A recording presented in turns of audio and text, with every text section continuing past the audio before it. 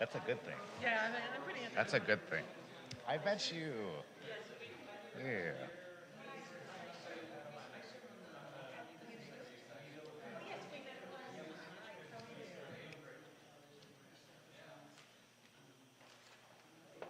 Good evening, everyone. We're just working out a few technical issues and then we'll get started.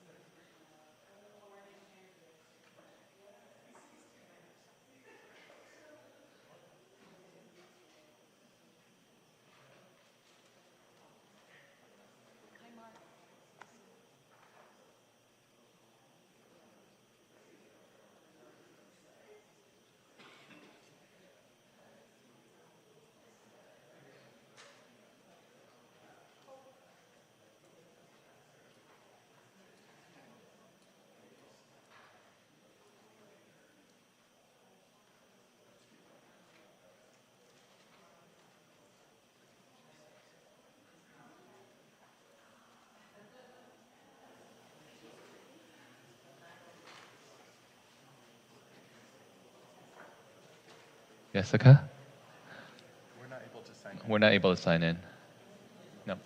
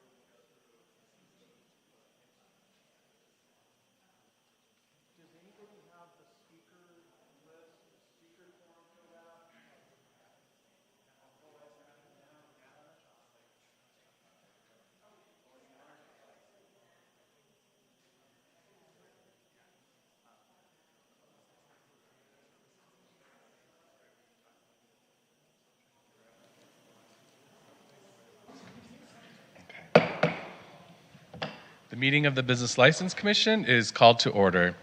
We begin to acknowledge that the land on which we gather is that is currently known as the City of West Hollywood, is occupied, unceded, seized territory of the Gabrieleño Tongva and Gabrieleño Keys people. Will you please stand and join me in the Pledge of Allegiance? Face the flag.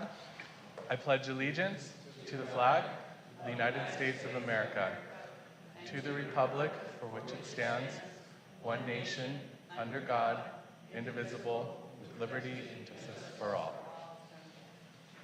Thank you. May I please get a roll call, Secretary?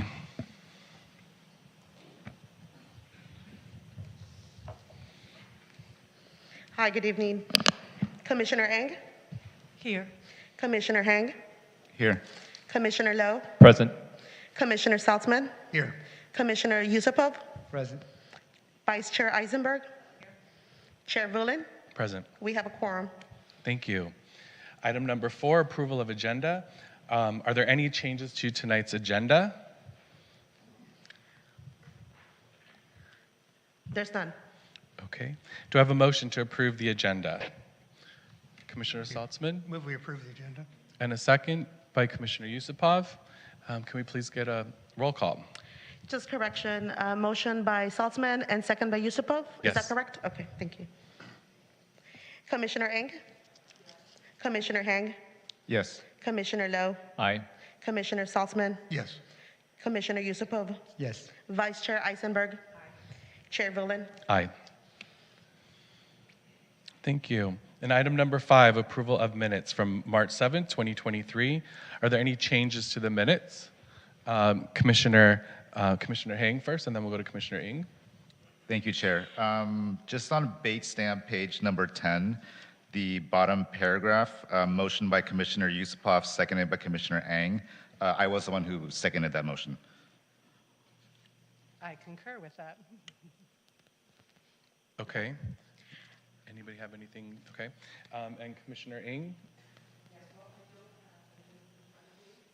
I don't have the minutes in front of me to refer to what page, but in the commissioner comments for Heart WeHo, which I believe was item 7A, the commission also asked about the entertainment patrol and whether or not it had been affected, and I think that should be put back in the minutes or put into the minutes. They're noted. Okay. Does anybody have anything else? Okay. Then do I have a motion to approve the minutes of March 7th, 2023? Okay. Moved by Commissioner Ng and seconded by Commissioner Eisenberg. Can I please get a roll call? Commissioner Eng, Aye. Commissioner Hang, Yes. Commissioner Lowe, Aye. Commissioner Saltzman, Aye. Commissioner Yusupov, Aye. Vice Chair Eisenberg, Chair Vulin, Aye. and the minutes are amended as approved. Thank you. We're already on to number 6. Item number 6, public comment. Do we have any speakers at this time? We don't have any public speakers at this time. Okay. And just a reminder, this is public comment in general. If you have comments to make for our hearing item, that will come up next. Item number 7 for our public hearing. 7A, this is a variance request to transfer 53.6% ownership of the cannabis adult use retail and cannabis medical dispensary business license known as Aeon Botanica to OTC WeHo LLC, resulting in a total cumulative transfer of 85% for Aeon Botanica. I will now open the public hearing on item 7A. Secretary, how was this item noticed? It was posted as required by law. Thank you. And do any commissioners have any disclosures to make regarding this item? Great. Okay, is there a staff report? Yes, there is. Yes, there is. I'll give media a second for them to put up my presentation up on the screen. Thank you. Well, good afternoon, Chair Vulin and Business License Commissioners. It's nice to see some of you back. My name is Jessica Benitez, Code Enforcement Supervisor for the City of West Hollywood. Joining me is Vito Aromaitis, Neighborhood and Business Safety Manager. Also, Director of Community Safety, Danny Rivas, and Deputy City Attorney, Grace Yeo, across the way. So the item before you this evening is an application for Aeon Botanica It's a variance request. So a couple of things. As I said earlier, as the commission secretary, that it was sent as required by law. I want to make sure that I'm clear that what it means is that it was sent to all the occupants and property owners within 500 radius of the subject location. Also, since this business is not yet operational or it's not open yet, per the municipal code, it allows them to request for a variance request. And that's why they've submitted a variance request before you tonight. In addition to that, the request to change is for ownership only. The business operations and conditions that were approved back in 2019 are still in effect. So with that, I'll go ahead and provide you a little bit of a timeline of what happened with this particular application. Sorry, I'm needing also Zoom callers as I'm doing this presentation, so I apologize for that. So with that, in October of 2019, Aeon Botanica received approval for an adult use retail business license, a consumption lounge, which includes smoking, vaping, and edibles, and medical dispensary. In August of 2020, the municipal code changed, increasing the allowable ownership change from 20% to 51%, and up to 85% with business license commission approval. In October of 2020, Aeon Botanica changed ownership in the total of 31.4%, which was allowed by the code without the approval of the Business License Commission because this was less than 51%. In August 2020, due to unforeseen financial issues, Aeon filed for a variance request for a change of ownership of 53.6% to Element 7. Such request was approved before this body on September 13 of 2022. After the approval, due to some financial issues, the transfer never occurred. Therefore, the business is still eligible to apply for another variance request of 53.6%.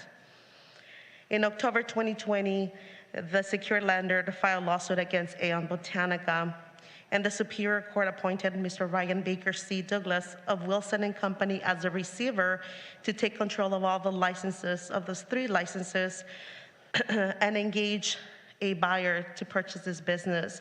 So Mr. Ryan engaged a third-party company to seek for a buyer, and with the seek of this, they found, or selected rather, a candidate, and that was off the charts, or OTC, as their DBA. One of the things that I need to make a mention with this is that per the West Hollywood Municipal Code, this business needs to become operational within 2 years of securing business license approval. And yes, they're eligible to get 4 6-month extensions. One of the things is that since the transfer back in, or the attempt to transfer in September of 2020, the property has still vacant, right, incomplete construction, and because of the financial capital, they haven't been able to move forward. So their expiration ends on April 22nd of 2023, which means that if they're not able to move forward, the business licenses will be forfeited. So just want to make a mention of that. So after the receivership was appointed, they've hired a company. The company selected a candidate. They selected the candidate, and now in February of 2023, Mr. Baker submitted a variance request to transfer 53.6% of ownership of the cannabis licenses, the 3 cannabis licenses, to OTC. If approved, the construction is anticipated to be completed by April 10th, and also the business will become operational of May of 2023.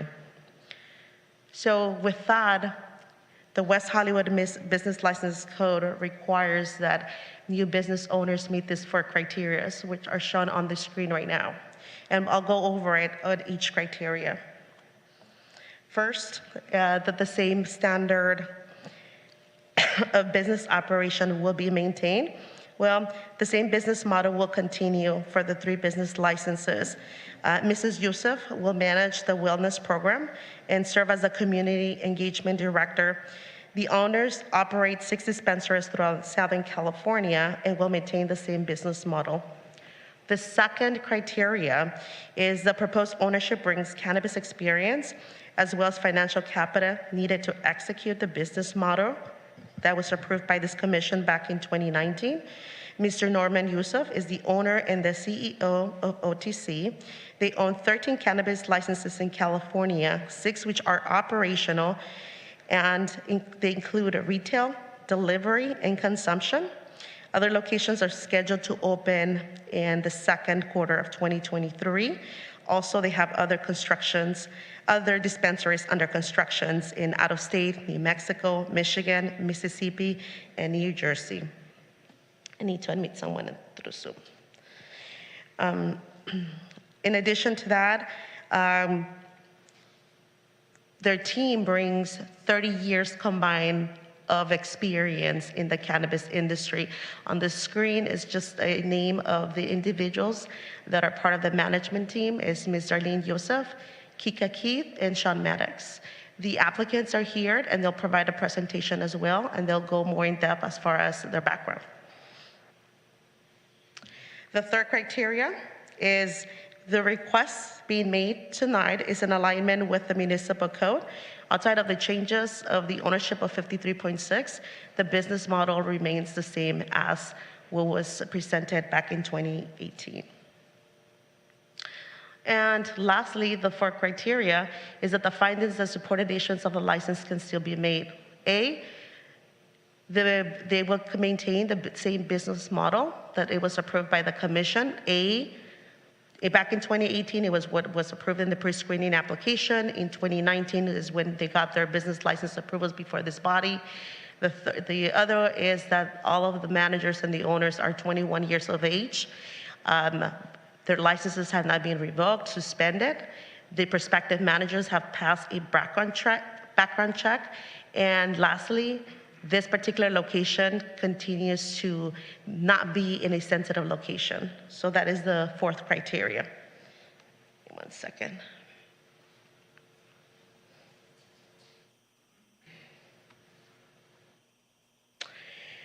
So in summary, the request before this commission is for a change of ownership.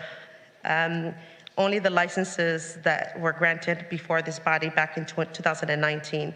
The ownership meets the criteria as outlined by the municipal code, and city staff believes that it's reasonable to grant the variance request, allowing an increase of 53.6%.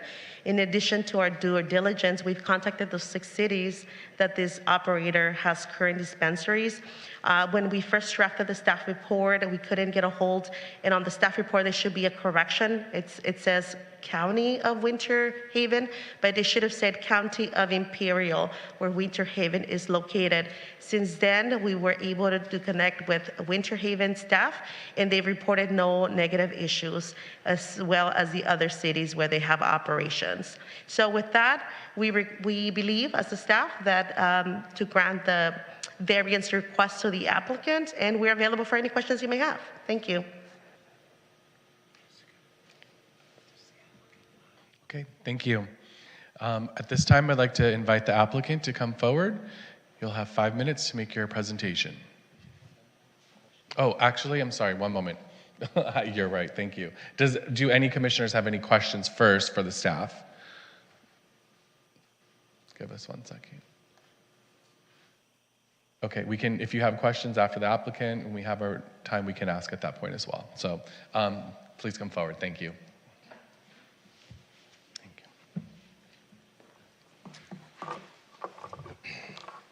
Good evening, everyone. I want to thank the Commission for having us.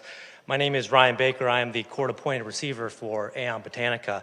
And if I may ask for just a couple extra minutes over those 5 minutes, if possible. Okay, Is that possible? let's see how 5 minutes goes, and then Wonderful. we'll probably Okay. give you a couple more. So. I just want to make a brief entree into the selected buyers and the process that went into choosing them. I was appointed by the Superior Court late last year. My team and I enacted a rigorous and court-approved process to find the right buyer for Aeon's licenses. I knew that the buyer would need to pass the test of would they benefit the city of West Hollywood, would they adhere to the variance process requirements, and would they be accepted by this commission. I believe that we have found that buyer in OTC. So I'm here tonight as the court's appointed receiver, following a vetted sales process that was reviewed and approved by the court every step of the way, in which the Superior Court issued an order granting this sale, with a buyer who has made concrete steps towards and is ready to finally open the doors in just the next few weeks if they are approved by this commission tonight. So I'd like to turn it over to OTC to demonstrate why they are the perfect match for these licenses and the city of West Hollywood. Thank you, Ryan. Thank you, Jessica, for your staff report, and thank you, commissioners, for having us today. My name's Sean Maddox. I'm here to speak on behalf of Off the Charts. I'm the Chief Compliance Officer of Off the Charts, and have worked with the husband-wife ownership team of Off the Charts for over 5 years now. I've seen them grow from a single humble store in Vista, California, to now have 6 operational stores in Southern California with an expanding repertoire of stores. I think 3 in the next month and another 1 to 2 until the end of the year. I think this expansion really speaks to the quality of who Off the Charts is as a brand and as a company. Again, family owned, family operated, and that ethos I think extends to both the staff, of which I think you'll see 20 plus people here tonight, as well as the communities in which we operate. We've had a great relationship with every city that we've operated and maintained a perfect compliance record. I'd like to quickly talk through some of the points that Jessica hit earlier, but mostly just reiterating what she said. At the end of the day, Off the Charts seeks to really just steward Aon's legacy. This is a beautifully written application. I've been a part of this process for 5 years. I wrote Pleasure Med's application. I worked with Urban Leaf to get them open on Sunset. And what was done by Aon and what was proposed was a beautiful business plan. And it's really the intention of Off the Charts to adopt that business plan and build it in and extend it and execute it the way that it was originally intended. Off the Charts started as a health and wellness brand. They've extended their core principles to include social equity, have expanded to 4 social equity locations in Los Angeles and another one coming on in San Francisco. So in terms of the business operation and the standard being maintained, I can wholeheartedly say that that will definitely be done with Off the Charts. The ownership maintaining a comparable level of experience, as Jessica said, over 30 years of cannabis experience and 50 years of regulated industry experience. The assignment being in the promoting public interest. I think the most important thing, which I'll get to in a minute, is this getting open. I mean, West Hollywood and what they did with cannabis business licensing was way ahead of their time, and it's taken way too long for a lot of these businesses to get open. And I think it's in the interest of the community for this store to get open, for Off the Charts to essentially steward the legacy of Aon, to create employment opportunities and tax benefits for the city as was originally intended by this process. I think all of these reasons support a finding to grant the variance, and we request it. Next slide, please. I'll quickly talk about the ownership experience of the team, and then give you guys some progress updates on the overall build-out and operations. Again, husband and wife, Darlene and Norman Yusuf, they are the heart of Off the Charts. They've just created this incredible brand that I'm fortunate enough to be along for the ride with. Again, that family-owned ethos, it extends to staff, it extends to the cities they operate in. Community engagement is at the core of their operations. It's kind of through this that they've found and joined with social equity advisor Kika Keith, who's just this amazing woman and activist in the social equity field. She was the first female Black-owned cannabis retail operator in Los Angeles. She was able to do that through the help of the Yusufs. And they've been kind of supportive in a relationship over the past couple of years, and it's been an amazing experience for both parties. I myself am part of the ownership team, or at least the management team, 6 years of cannabis experience, extremely familiar with West Hollywood, having done 3 of these projects, have gotten to work with Danny, John Leonard, who's not with us anymore, as well as Jessica. It's been a great process, and I think me being involved helps assure the commissioners that this project is going to get done and taken to fruition, unlike so many other projects. I'll just skip to the next slide. Here's some pictures of kind of just interior renderings and site design of what we're planning to do with the space. It's mostly built out, and we're just doing finishing now. Cabinets are being installed as we speak. We're hoping to call for building inspections within the next 1 to 2 weeks and get open ideally before 420, but if not, in the very near future. This last slide just shows kind of some progress updates of the site and the build out. Next slide, please. You can see some of the cabinets getting installed, all the finishing work, the lighting getting installed. We're really close to the finish line here. We were hoping for an inspection on the 11th with the certificate of occupancy as early as the 18th. You know, again, I think this is a unique opportunity for the city of West Hollywood. Off the Charts really fits within the overall ethos of, I think, the business community that West Hollywood promulgates, and we're excited for the opportunity and hope that the commissioners grant the variance request. I'm here to answer any questions you guys have about the operators. Thank you. Questions? Commissioner Eisenberg and then Commissioner Ng. You mentioned that you've been involved with opening 3 other dispensaries here in West Hollywood. Could you tell us what they are? So this would be the third. I wrote the application and I've worked with Pleasure Med, who are finally about to open. A very long construction process, and they added a restaurant to the back of house, which took some extension on the build-out process. And then I worked with Saul Yamini on Urban Leaf up on Sunset. I mean, I've just had the distinct pleasure of working with 2 linchpins of the community with both Saul and Brian. West Hollywood has been amazing to work with. Staff's been great to work with.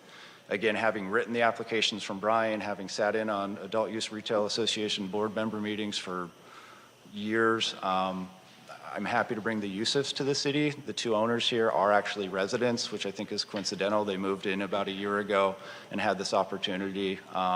Close friends with Saul, have his support, so it's been great to be a part of the process. And, you know, again, knowing how great of business plans were proposed, having written one, I think it's incumbent on us to really live up to what Aon was promising. Commissioner Ng. Okay, I guess my first question, well, I have a few questions, and some of them might be for the owners, not for you, Mr. Maddox. I don't know if you can answer them, but let me start with the first one. And that's, I'm curious, and this might be for the city as well. How was it if you guys, if this is about approval of ownership, how and why were you able to go in and do construction on a property you don't actually inhabit yet? So the receivers have the right to maintain the licenses and the responsibility. The completion of construction it's really a risk that's been taken by Off the Charts. You know, and the hope is to get this to a point where it can be open so that the licenses aren't issued. It's all been done under the receiver and the receiver ownership. So, you know, we've provided insight on the construction, but we're not actually on site and in occupancy. We've had discussions with the building owner about a potential lease if granted the opportunity to move forward with the transfer, but there is an existing lease, and the receiver has the ability and responsibility of stewarding this, so he's been in charge of that process. Right, I mean, an opening for 420. Commissioner Ng, Yeah. I'm sorry. Can commissioners speak into the microphone? Yeah, so sorry. Getting the text messages that it's difficult to hear the audio. Okay. Yeah, thanks. Opening on 420 is pretty ambitious, especially given today is the 4th. And I did see you wanted to do a huge kickoff party, which I thought to get open and have a party would probably be impossible. And can I ask some questions of the owners, or I don't know if you would be answering? Yeah. But I would love if they would come up, if that's possible.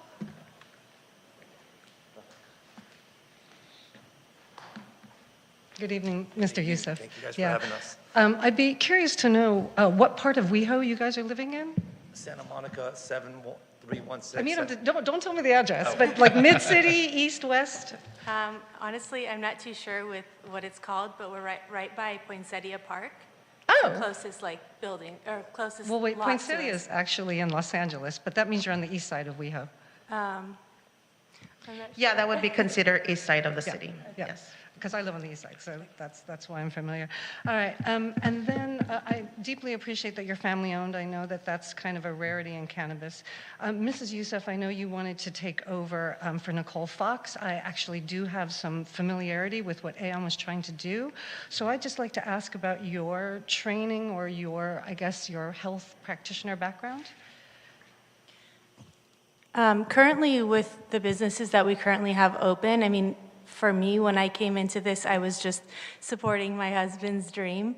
But over the last few years, since we opened our initial location in Vista, I've taken on the role of, HR, accounting, every end of the business. And slowly we were able to bring people in to, support us professionals.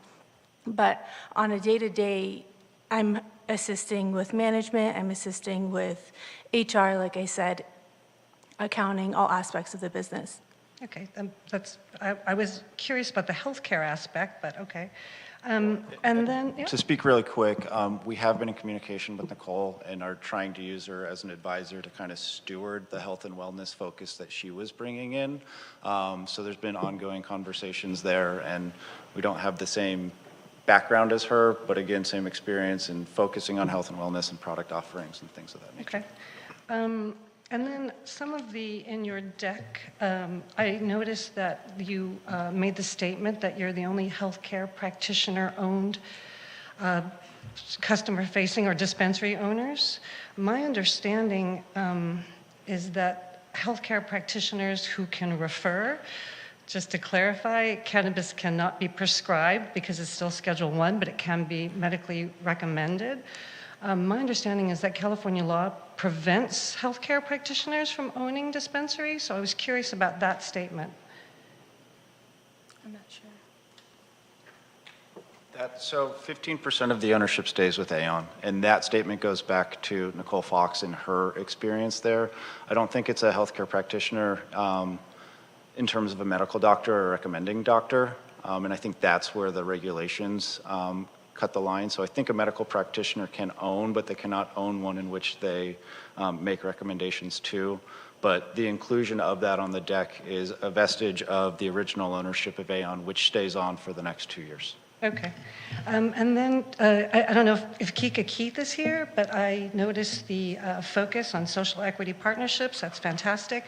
I'd be curious if you could name any of the entities or any of the social equity partnerships that you're involved in. Yeah, I got a few actually. We got a store opening up in San Francisco with Omar. That's off Bryant Street. We have Kika Keats on Gorilla RX on Crenshaw. What else do we have? And OTC Van Nuys. Oh yeah, OTC Van Nuys with Joey Pine and Proper. Is Santa Rosa one? Is he social equity? You sure? Okay. I know I'm probably missing one or two. Yeah, that's right. Yeah, I might be missing one or two. All right, and then moving on from the deck, you mentioned your staff has trained 5 times the industry average. Can you talk about that or speak about what that training is? Yeah, with the training, how it works, a lot of our staff members come from this industry. Most of them do. Some of them don't. And, we have an excessive background where we have personal training, where we give them training for about a week. We walk them through the store.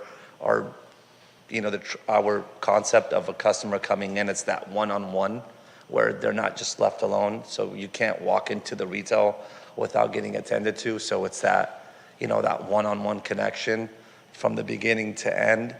And they go through training. A lot of them, at the end of the day, it really just comes down to customer service, knowing your products. And, a lot of these people that come from the industry already know a lot about cannabis. So that's, that saves us a lot of time. And now it's just getting to know these new products that we do that come in, because there's always a new product that we always do carry. And then it's just getting to know that. But yeah. So largely sales training is what you mean? Yeah. Okay.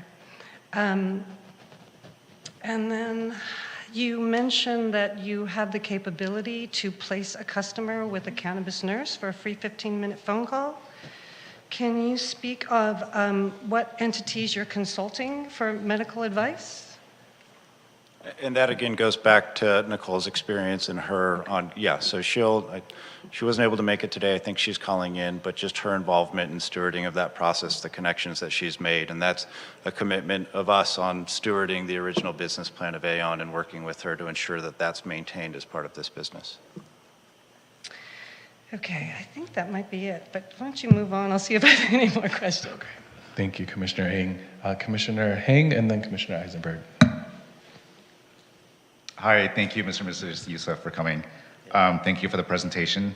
I just had a question. I don't know if it's either for the applicant or for staff. If Judge Young's decision is already binding, how does that have an effect on the hearing here today? If either applicant or staff can.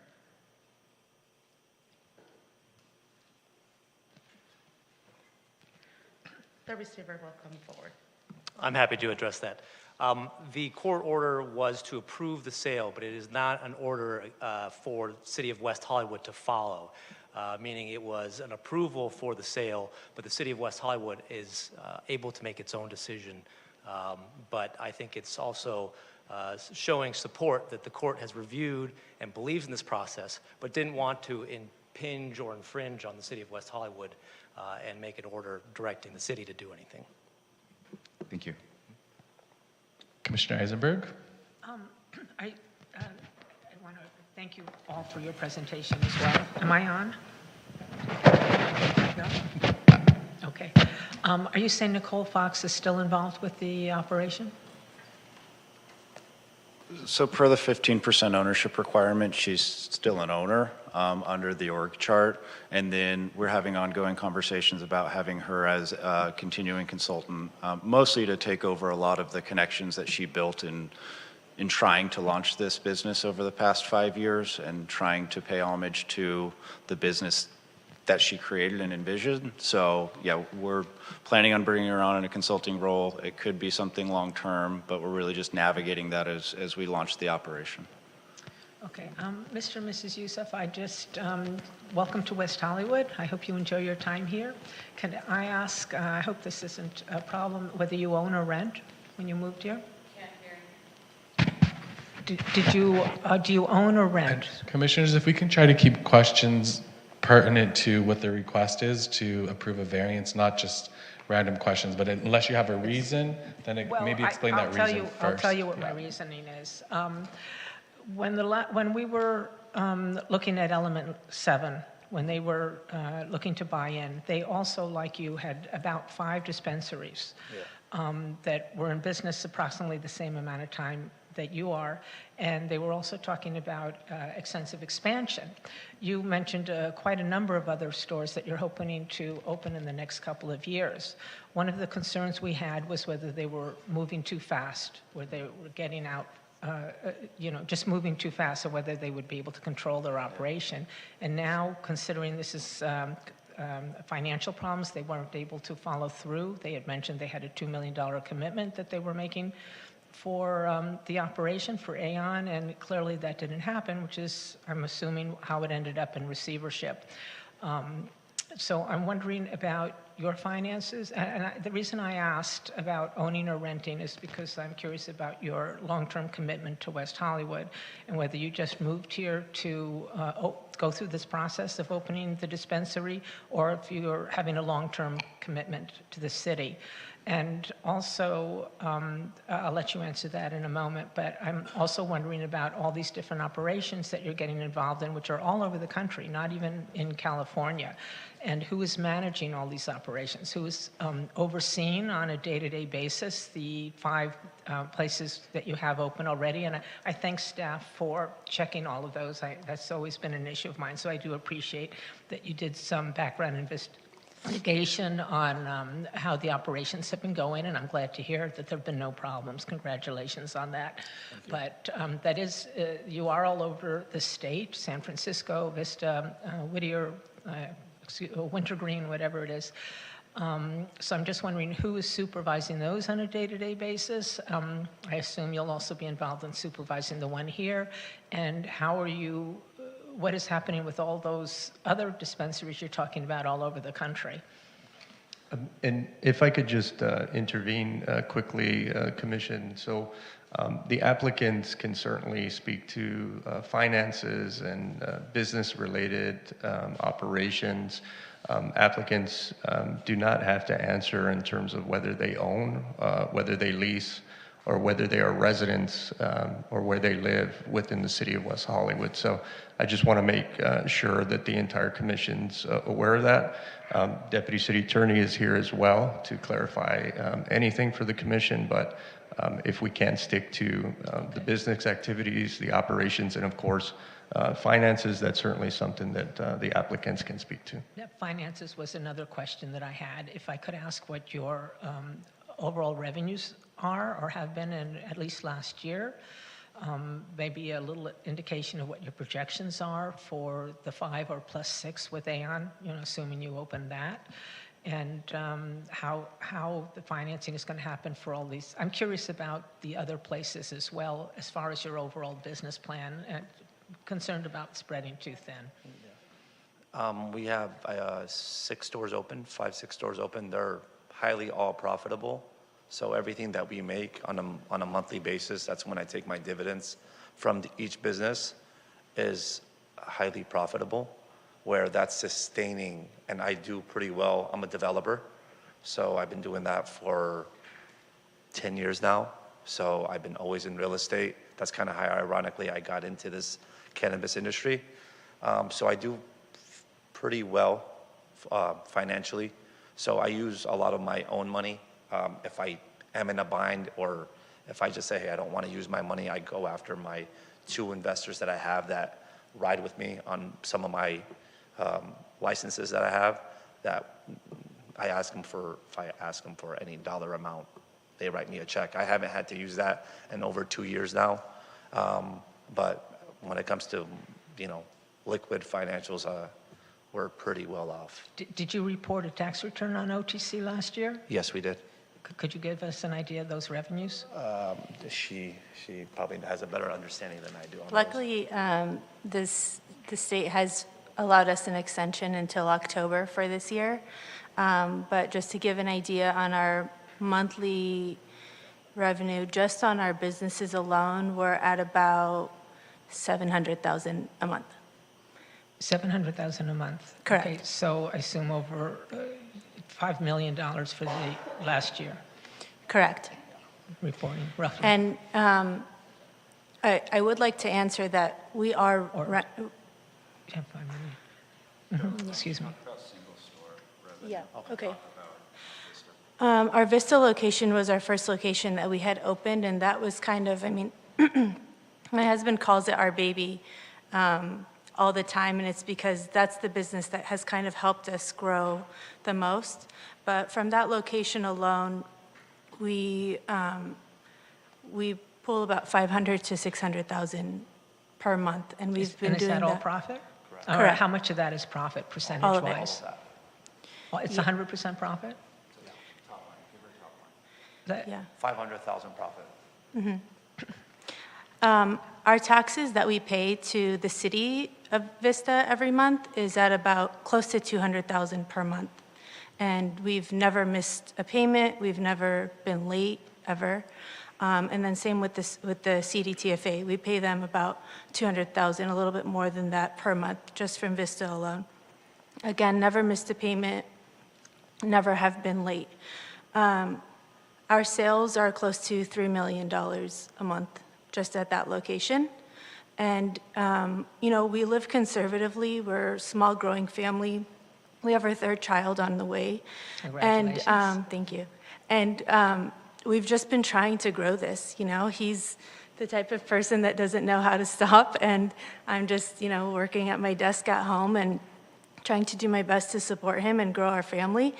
And we're doing it. And it's been great because like these big companies like Element 7, my husband is actually friends with the owners of Element 7, and we see how they're growing or how they're doing their business. But our biggest thing is we have a huge staff. Most of everyone back there is part of our team. But the biggest thing is we're on a daily call talking about who we have that has potential to become a manager, or who's interested in moving to Mississippi or to Ohio or to be here in West Hollywood.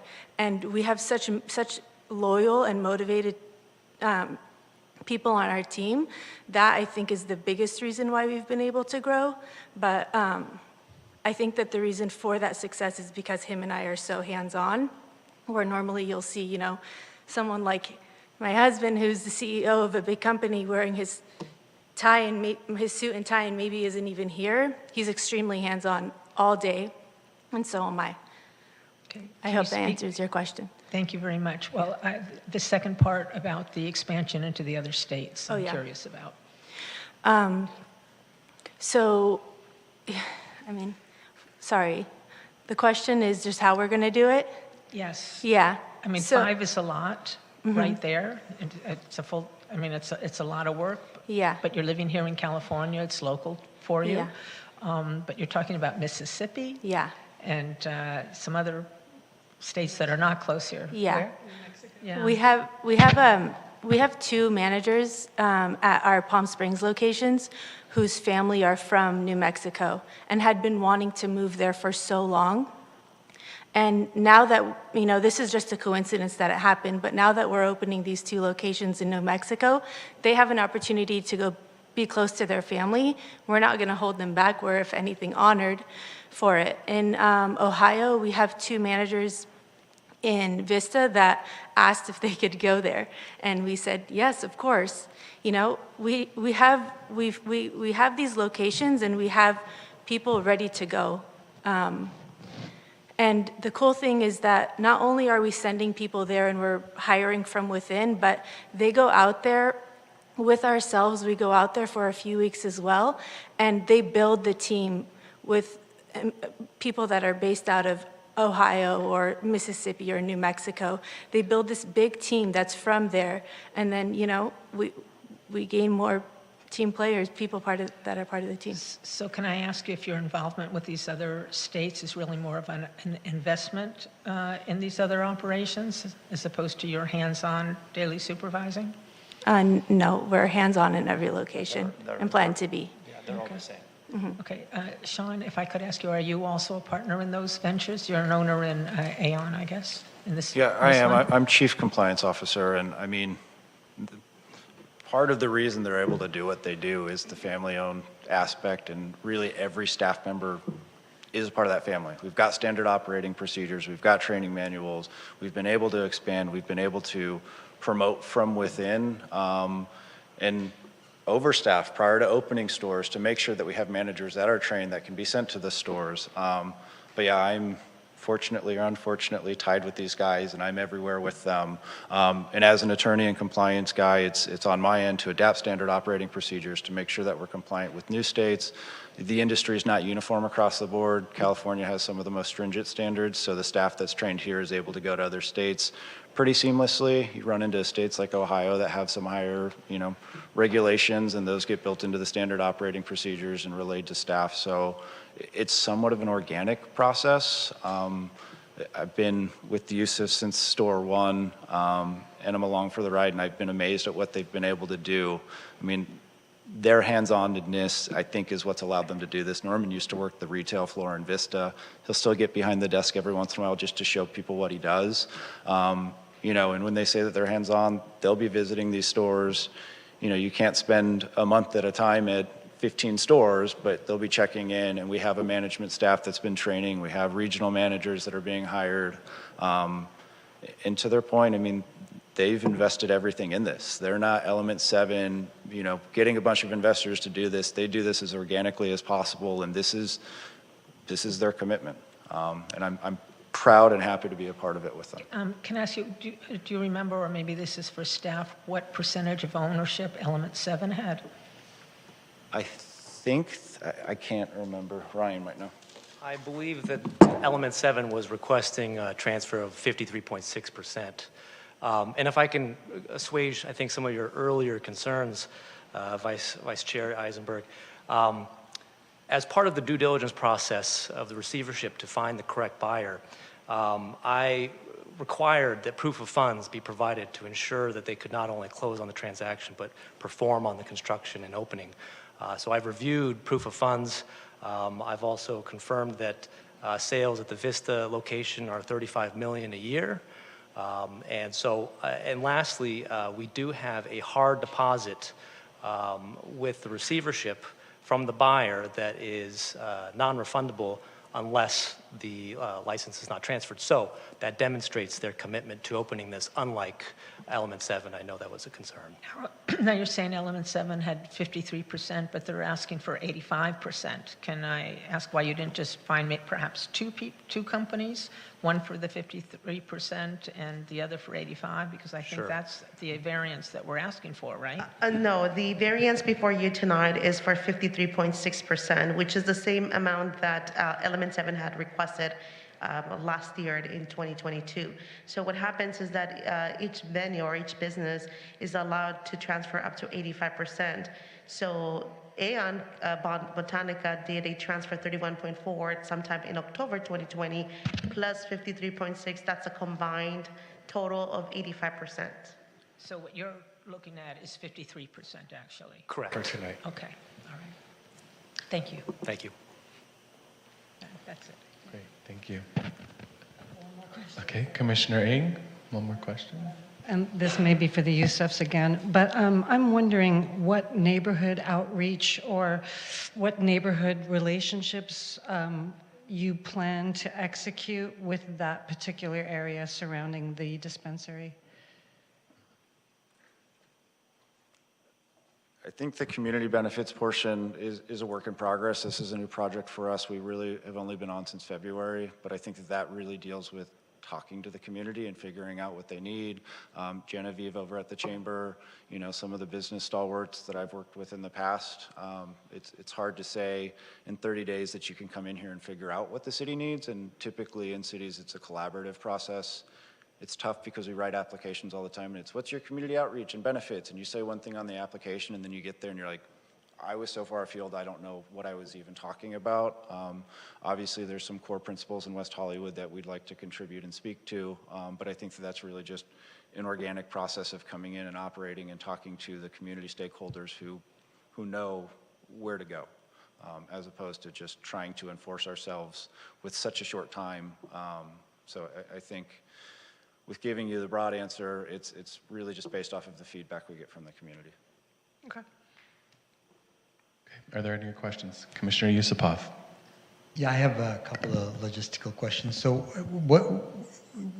where's the parking going to be? Is there any parking for the business?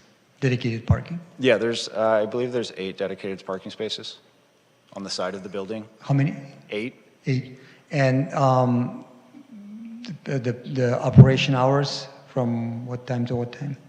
I believe the city allows 8 to 10 p.m. will probably be 9 to 10 p.m. Okay, so the 8 parking, and that's on the side, and There's street parking nearby, but as you know, it's a hard city to find parking in. So the site's been approved. We're looking for other parking options as we get open, but you know, typical transaction times are 7 to 10 minutes for retail.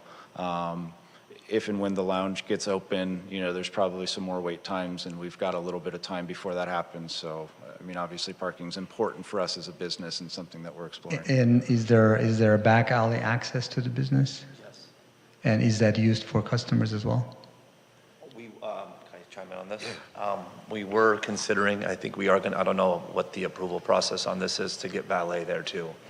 Yeah, I don't know if that's going to be like a shoe-in, but that was something that we wanted to request, that eventually if we can get a valet service.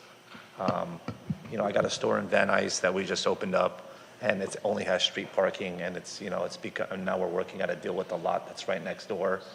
They don't use it too much, and you know, we're going through the process. Mr. Yusuf, I'm sorry, can you please sit into the microphone? Yeah, I'm Thank sorry. you. Yeah, we're just getting in the process of working out valet, but you know. So the valet, is that going to be in front of the business? Correct. We would have them staggered. We have the parking lot's a decent size. I mean, if you can stagger them the right way with valet, the property owner already gave us his blessings that we can use that. We're pretty much taking over the whole building. There's like one little massage parlor that's in the back, but he's on a month-to-month, and I think he's having a hard time paying rent. So that parking lot's pretty much just ours. And, you know, valet is something that eventually when the lounge opens up, because cars will just be parked for, you know, 30 minutes, 45 minutes, or whatever the case may be, where we can maybe stagger them.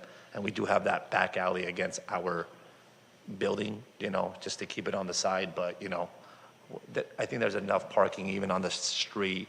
Our customers are going to be in and out in like 5 minutes if they're just going to shop, 5-10 minutes. So it's just like a quick transaction. So in the back, there's dedicated spaces for the business as well, right in the back? Correct, in the back alley. Are those going to be used only for delivery trucks? for cars? For the most part, we're going to do a delivery intake to the back, correct. And what are the hours of delivery? Deliveries usually from, what is it, when we open, they don't usually come first thing in the morning, but our cutoff time is around 5 to 6 p.m. 5, 6, because I noticed that in the back there are apartment buildings. So my Correct. concern is there going to be any after-hours noise from the cars coming in and out? And we can cut them shorter. I mean, that's on our request. If we need to do it at 4 o'clock, I mean, we're really good with neighboring. Like, same scenario. This is pretty identical to what I have in Van Nuys, where I have apartments.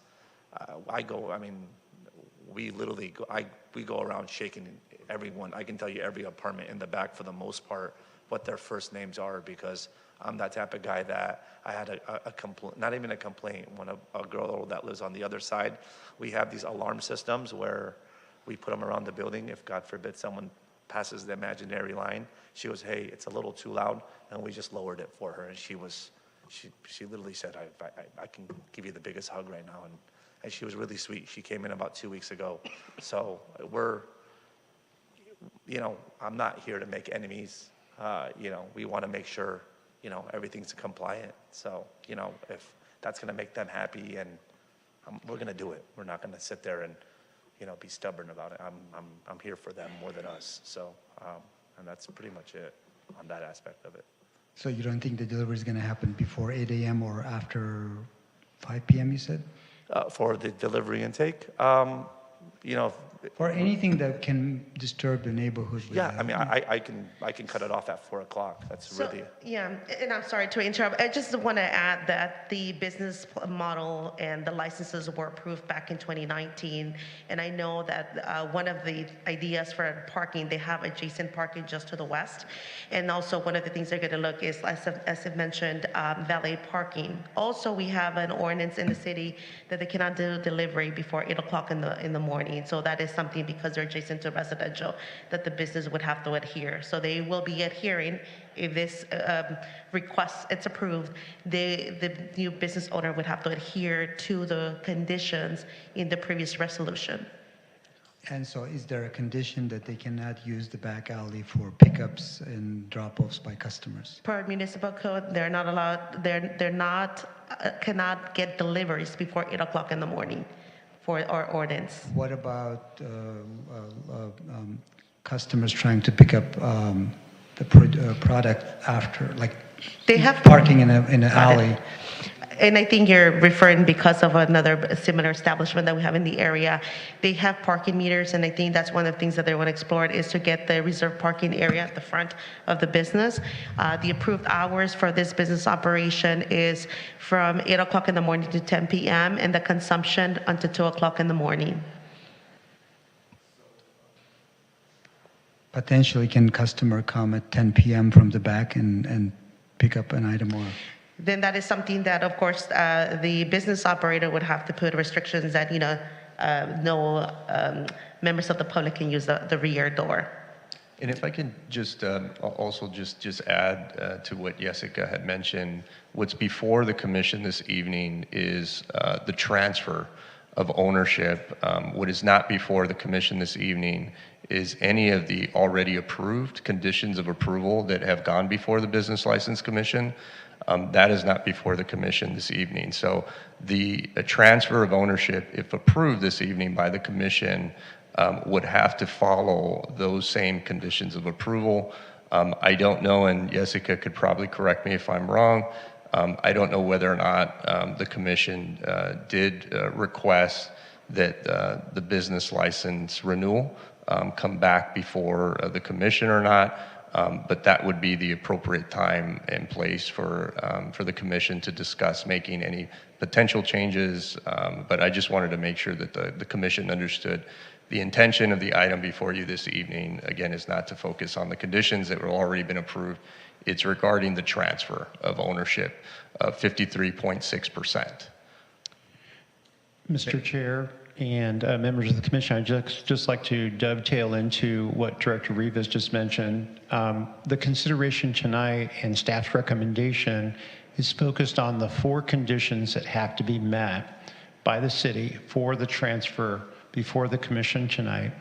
And as Jessica previously reviewed, there were 4 specific conditions that staff reviewed and feel that based on our review, we can recommend to the commission staff's recommendation for approval tonight.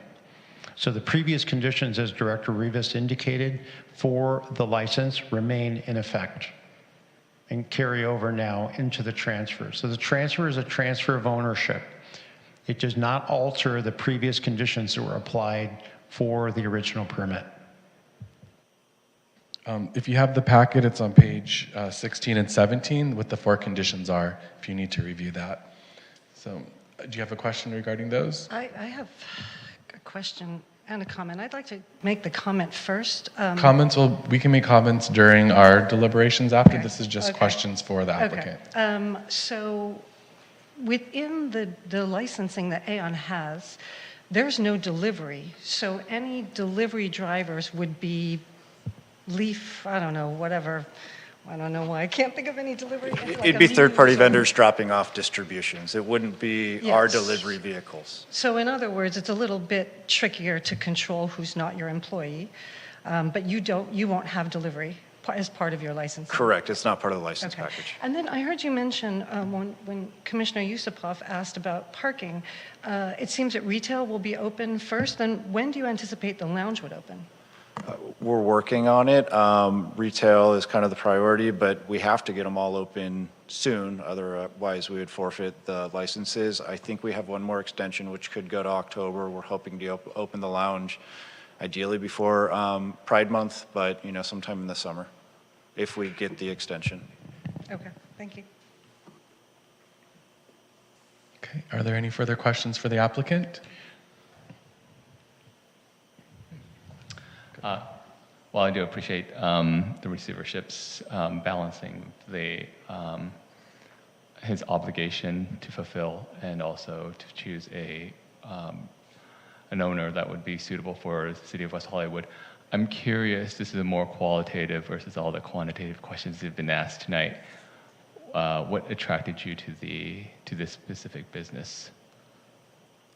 I worked with Sean for about 5 years now. I remember when this process happened. This is a process that I missed out on. Of this, I believe it was 8 licenses that was granted, and he introduced me to Saul, and I was trying to get into Saul with partnership with Saul.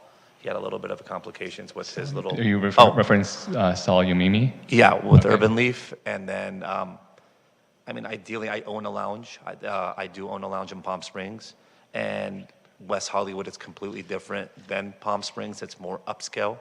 It's more, I've been to the Woods. I love the Woods. My favorite one was the Artistry with the second tier.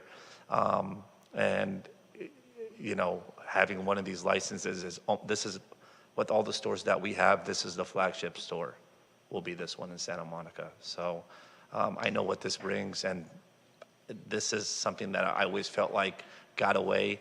And when this opportunity came, I knew that I was all in. Just a follow-up question. So you didn't actually apply for one of the original licensees? No, I didn't. Okay, so you missed the opportunity to do Correct. so because the vetting process was pretty convoluted. Yeah, I just missed it. I had other eggs going somewhere else, and then, it was just, I think wrong timing, and then within a few years, it just kind of I don't want to say it fell in my lap. We had to work really hard to get where we're at, and even Ryan, with all due respect, he had a big decision to make. It wasn't just me with Off the Charts. He had a couple other people that was interested in this location, and I pretty much told them everything. I think we went there to see the site multiple times, and we really care. It's not one of these stores that we're just going to open and leave it. I came here from San Diego for a reason, and I'm here to stay. So was there anything in particular in Aon's business model that struck you, that piqued your interest? Yeah, everything about what Nicole Fox is all about, and her vision was absolutely stunning. We got to meet her for the first time. She was truly amazing, and everything that she said, we took it to heart. Just how she's focused more on medical and what she's trying to do for the community, that's what we're all about too. Like what we do for Palm Springs and Vista and all the stores that were open, we're trying to have a big bang for Los Angeles. We're gonna have 4 stores out here. So for us moving, I mean, LA, I'm loving LA, to be frank with you guys. Okay. A couple more questions. Commissioner Eisenberg and then Commissioner Ng. Excuse me, do you have a CFO? CFO? Does that take who's CFO? Who's the telling? Huh? We use an outside firm for finance. Oh yeah, an accounting. I don't mean an accounting. Yeah, I don't mean an accounting firm. Yeah, we do. We have an outsource firm that does our accounting. Correct. I'm not actually asking about accounting. Oh, CFO. Chief Financial Officer? We do not have a chief financial officer. Excuse me, can you make sure that if you're commenting or responding to a question that you please state your name clearly for the record? And I know people are getting up and answering questions, so it's important that you do that so folks watching can see who's speaking. Yeah, Sean Maddox, just to speak on it. We do not have a formal CFO. Norman and Darlene handle the majority of the finances in conjunction with an outsourced accounting firm. So they make, it was part of the discussion earlier, family owned and operated. So they're essentially CFO, COO, and CEO between the two of them, and then, rely on a lot of third-party resources who are experts and, keep down the operational costs to do what they do and help oversight on those matters. Okay, but Mr. Youssef, you don't have any specific financial background or anything? Financial. Besides running, I realize you run your own construction business, and apparently it's doing very well. Congratulations. Thank you. But specific financial operating experience you don't have. I grew up in the retail market, owning gas stations, liquor stores. Growing up, I kind of did that for like 5-6 years. And then I got into development, like flipping homes, condos. And then I started doing projects for myself, projects for clients, and within cannabis is probably 99% of what I do now. And it's kind of what I've been doing. You take a place like Aeon's, it doesn't look like that in the beginning. You're pretty much developing it, whether if it's just a regular TI, expanding it. Our location in Sherman Oaks, we actually expanded the location about 300 more square feet. So when it comes to like financials, or business, yeah, it's, for me, it's, I've been running businesses pretty much all my life. Thank you. And it's kind of similar for the most part. If I may, Ryan Baker, the receiver, just make one other comment. As receiver, I've been receiver for about 9 cannabis licenses now, and I operated a dispensary in Los Angeles that did about $17 million a year. That did not have a CFO either, so I do not believe it's incongruent for the industry not to have a CFO. It's a very nascent industry, so as it maybe grows, that may become the case. But from my experience, I have not seen that many CFOs. Okay. Because of the kind of revenues they were talking about, upwards of 5 million, 13 million, or whatever. I thought that would warrant a dedicated financial officer. But if you're saying that's not the case in the business, it's one thing when somebody owns just a couple of lounges, Sure. but the level they're talking about is a lot. Sure. That's a good point. I was just commenting on the experience that I've seen in the industry. I understand. Commissioner Ng? Just to piggyback on that, I do have an in-house accountant. I know I have one major company. It's different from accounting. Oh, is it? Okay. No, I guess Thank we're you. not, yeah.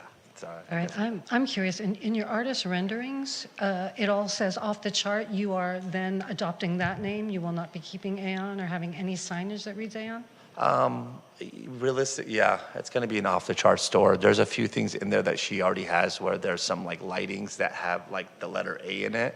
And just because of the respect value, I told her that we would just keep it there just to have, because I know she put in a lot of time and effort into that place. So, but yeah, it would be an off-the-chart store, an OTC store. Correct. Commissioner Ng? Thank you, Chair. I just had a quick question for staff. In the event that a license in this situation isn't granted, what happens to that license? Isn't transferred, what happens to that license? Commissioner Hang, the license is forfeited. Thank you, sir. So then my question would be, if it's forfeited, then another entity could come in, do the application process and start from scratch, and then it would still be under the 40 that we've designated in our city, correct? So in our municipal code, we have a wait list provision, so it will go to the next top candidate who's on the list, on the wait list. Commissioner Yusupov? Yeah, I have a question for staff. So you said there were certain conditions that will carry on to this new operator, and can we check if there was a condition for the business to come back in front of the commission, like let's say in 12 months or so? That is correct. The conditions that were approved back in 2019 will carry over if approved by this person. And I checked the resolution, and the resolution does not have a condition that the annual renewal needs to be reviewed before this body. So there's no condition? There's no condition of the 2019 that was approved. And what the business implied that they will be eventually asking for things like valet parking and other approvals. How does that process work? That is a permit that is, the applicant would have to either hire a valet company. They will need to submit an application to the Neighborhood and Business Safety Division. We will review the route plan with our engineering division, and if approved, the business license will be granted to the valet operator, and then the business would have to secure 2 valet parking meters. So it's not going to come back to the commission for items like that? Valet business license and does not require business license commission approval. It's an administrative permit, or administrative permit, I should say. And to the conditions that were approved back with the previous operator, the model of operation is not changing. It's just the ownership transfer. Correct. The business model remains the same. Okay. Yeah, that's all my questions. Any other questions for the applicant? All right, thank you. You may have a seat. Thank you. Commission Secretary, is there anyone from the public wishing to speak on this matter? Yes, Chair, we have a speaker, so I'm going to go ahead and start in a minute to call my speakers. I'm going to go ahead and call Ms. F. Salas, followed by D. DeJohn. Ms. Salas, if you're here, please approach the podium.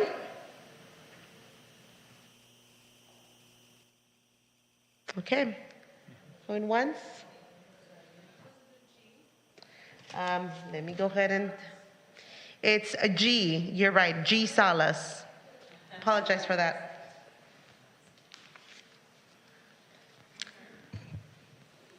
Hi.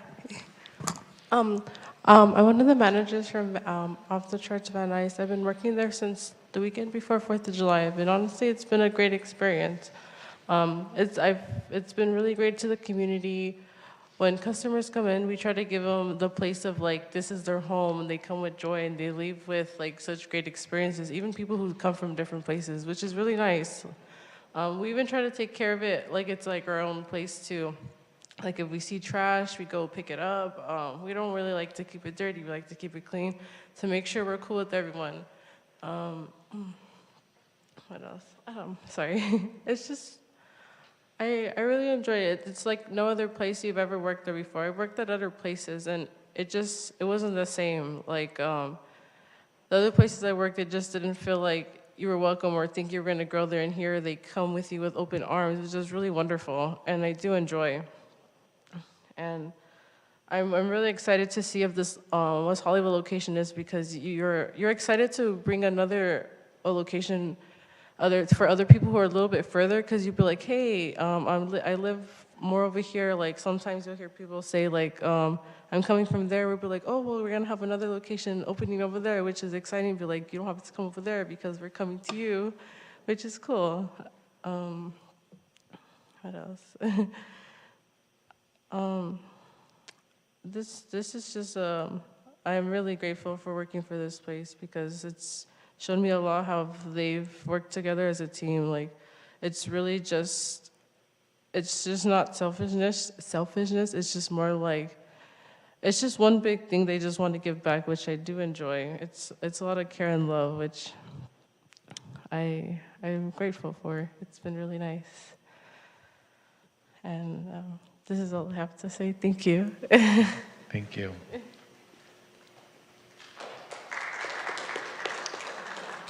If we can have Dee Dijon, if you could please approach the podium. Please state your name and place of residence. Good evening. My name is Dorsai Dijam. I live in Los Angeles County in West Hollywood Hills. I support the transfer of this variance. I am related in connection to the OTC brand through a few different ways at this point, but I first met Norman Darlene about 1.5 years, maybe 2 years ago. I'm a lawyer. I have been practicing for 13 years. I have my own law firm. So does my husband. He's been a practicing attorney for over 13 years and has his own law firm.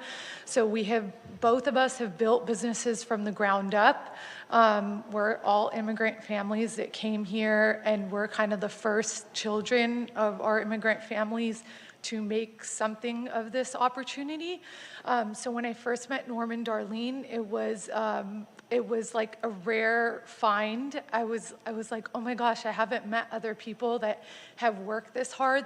Like there was a lot of hard workers. Don't let me, put that down. But like just having that first generation immigrant family background, and to see that they're a family doing it and they do it so humbly. We're partners in a couple of the other stores. And what I just noticed right off the bat is that everyone who works with them, it really is like a family feel. First of all, we have a lot of family members that are all, like they said, signing up to go wherever it is that the next store opens, because to them, that's an opportunity to better their life. And you don't need to be related by blood to be adopted into their family. So that's just something I could speak to. We share a nanny, so I know them in depth by this point. And I just would want to be involved even more with them. And I think that me and my husband really convinced them, like, you guys got to come move to LA. And then this opportunity came up, and we literally went to dinner and celebrated, saying, you just moved your whole lineage to West Hollywood. Now you're living here. And that's how we feel, and we're happy that our families have combined. But I think they're a real asset to the community, because they just have like a grassroots. They're not big city people, but they have big city presence. And in terms of like how they do business, they're doing wonderful. How they treat the people that they work with is the first thing I noticed when we went to like Hall of Flowers, which is a big cannabis convention. And I was like, well, we're going to see really like who these people are. And everyone was stoked to see them. Every brand wanted to be in their store. I know that everybody I refer to the OTC brand says they have the most selection for the best prices. So that's definitely for the community. And they're all inclusive. So that's it. I'm in support of this variant. Thank you. Sierra Nanijan, please state your name, residence, followed by Raven Nice. Hello, my name is Sierra. I am from San Diego originally. I've had the opportunity to work with Off the Charts for 3 years. They've been a consistent company that's offered continued growth and opportunity. I actually have been able to volunteer with Darlene and learn from her hands-on. I had the privilege to help coordinate community outreach, including Toys for Tots, patient appreciation days that allow people from the community to come, hang out, socialize, and network. We do food drives, and our Palm Springs location has actually done a fund to get involved in the Pride parades there during Pride Week. Give me 1 second, please. I'm sorry. There was the... Go ahead. Making sure that your name shows in the screen. Give me 1 second. I apologize. You may begin. Thank you. Thank you. But as far as them being hands-on, last year on 420, Norm was there directing traffic for probably the entire 15 hours, and he was red as a tomato. But I'm definitely in support, and I will be here personally to help any way I can. Thank you. Raven Nice. for you here.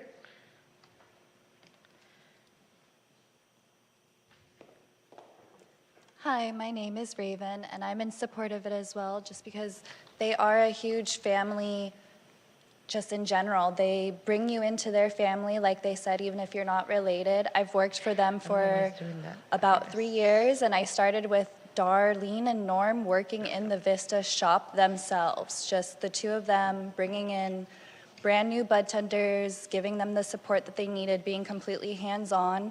Almost every single employee has their personal numbers and can call them at any time. They're that open and willing to be that supportive to their employees.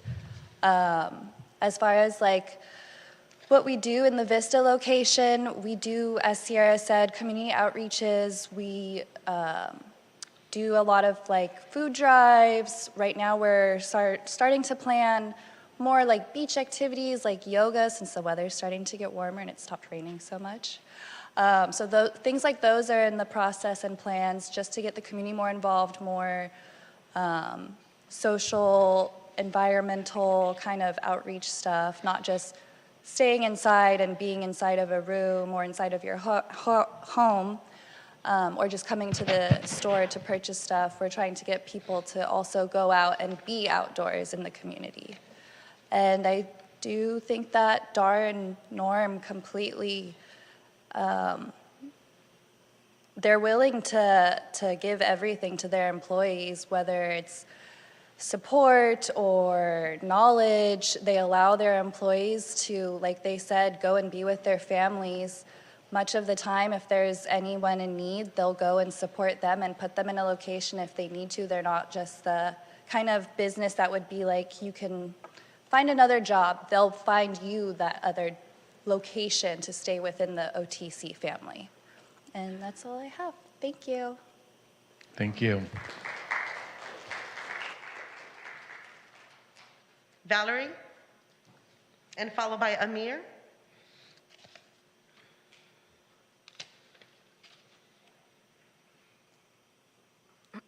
Hello.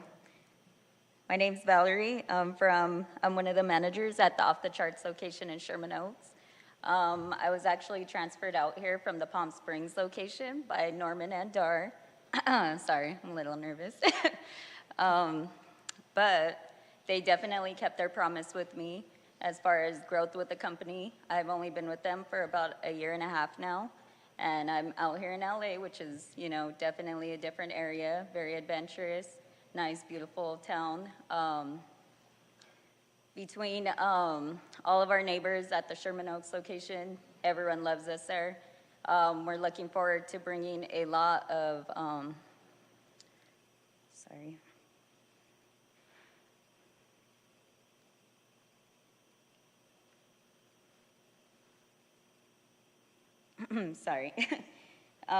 We're here to protect and serve the businesses around the area. So I know in general, us winning over the West Hollywood location would be very beneficial just to anyone around us.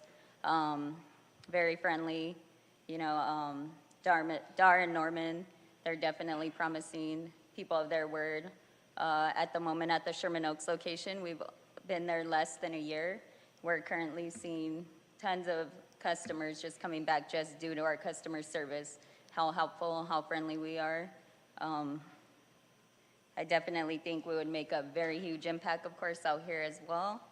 I'm hoping for nothing but the best, very excited. Also with the lounge, that's definitely gonna be something very different. But we do intend to, you know, bring the best to the block and keep pushing, continuing to push Off the Charts to be a better brand in the area as well. Thank you. Thank you.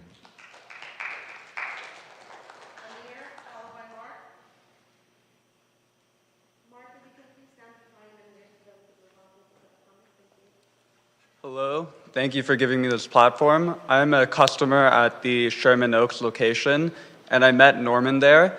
And I would like to inform you that Off the Charts would be the perfect candidate to take over ownership of the West Hollywood location. When you go there, you really feel like you can find someone to talk to and direct you and guide you, and they're very friendly yet informed, and that really has to do with the care they have in the training. And I don't want to waste too much of your time, but the friendliness and aspect in Sherman Oaks is unlike any other dispensary I've seen, and it would be very beneficial to the West Hollywood community. Thank you. Thank you. Mark, followed by Nikon. Nikon, if you could please move up. Thank you. Good evening, everyone. My name is Mark Tomo. I'm currently originally from San Diego, California. I actually ended up working for a billion-dollar company with this T-Mobile, the corporation. I actually learned a lot going up there. Graduated from SCSU as well too. After that, I had a call from Norman, giving me the opportunity to come out here. Obviously, a whole different industry. When I came up here, worked in Vista for a month or two. I didn't know anything about cannabis at all. I actually grew up a lot from them in general, teaching me, intake orders or teaching me exact strains and stuff like that with flower. It ended up actually working out great. I mean, learned very quick. And after that, after like 6 months, 8 months, I ended up actually moving out here in Sherman Oaks. And I've been out here for almost a year now. And, teaching everyone, coming up to me, they look at me as a leader, as in teaching them and growing. As we speak right now, I mean, you can tell how many employees we do have. We have so much, and we're just growing and growing. We ended up actually, as in getting everyone involved in the community, getting more job opportunities actually too, for the city as well too. And it actually ends up being a lot of growth, coming to, being the guy that he can look at, being right next to him. He actually has helped me in life in general. Like working at a different corporation, it wasn't enough for me. I wasn't going to be able to support myself in a way, especially living in California. It's very expensive. When I came out here, he actually ended up helping me a lot, and growing into a new locations in Costa Mesa that's coming up very soon. I'm very excited for that growth. And he looks at me, making sure that all store locations are actually on point. If he's not there, he looks at me. He wants me to go check out other locations, make sure everything's on point too. Making sure that everything's coordinated with law and city laws and stuff like that. But I'm excited, especially with the new growth, with more stores opening up. This is going to be a big game changer for everyone else. That'll be it. Okay. Thank you, guys. Thank you.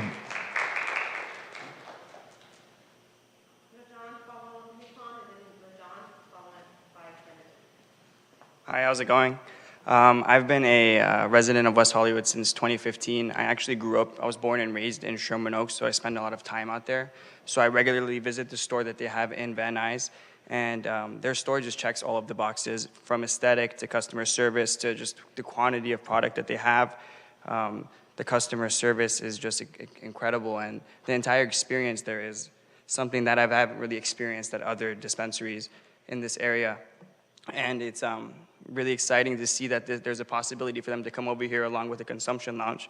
And I believe that they are able to really take that experience and take it to the next level and kind of join the market in a very beneficial way, and kind of just add, really, be very beneficial to the West Hollywood community. Thank you. Thank you.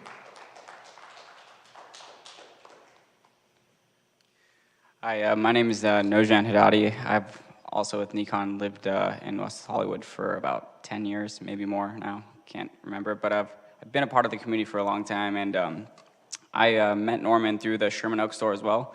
Me and Nikon actually were both operators of a hotel and a restaurant. We're the sole operators. And looking at him from just a business standpoint, seeing the way he operates the organization, the point of sales, everything that he takes care of is actually amazing. They're on top of everything. And then in regards to customer service and the ability to bond with the customers, I do it myself in my job every day with hotel guests, restaurant guests, and they do it in a way that I haven't seen before. I became friends with him through this. And me living in West Hollywood for 10 years, I've done everything here. I've been going out, Hyde Sunset, you can name it, Bootsy Bells when it was popular. I'm a direct consumer of this business if it does open. And I think it'd be very beneficial for him and his wife to be a part of this community, because I do see how selfless and enjoyable they are to be around, and I think it'll be a great impact financially and for the community. It'd be a great impact, and that's all I got to say. Thank you.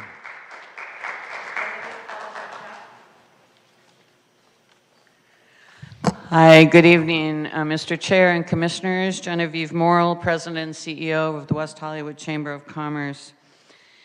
You know, I read somewhere that in a world filled with constant changes, it is vital to remain adaptable and flexible to shifting circumstances. And this principle applies not only in daily life and its challenges, but also in most business environments. And this is especially the case during the selling of shares and/or the transferring of ownership of business to new investors.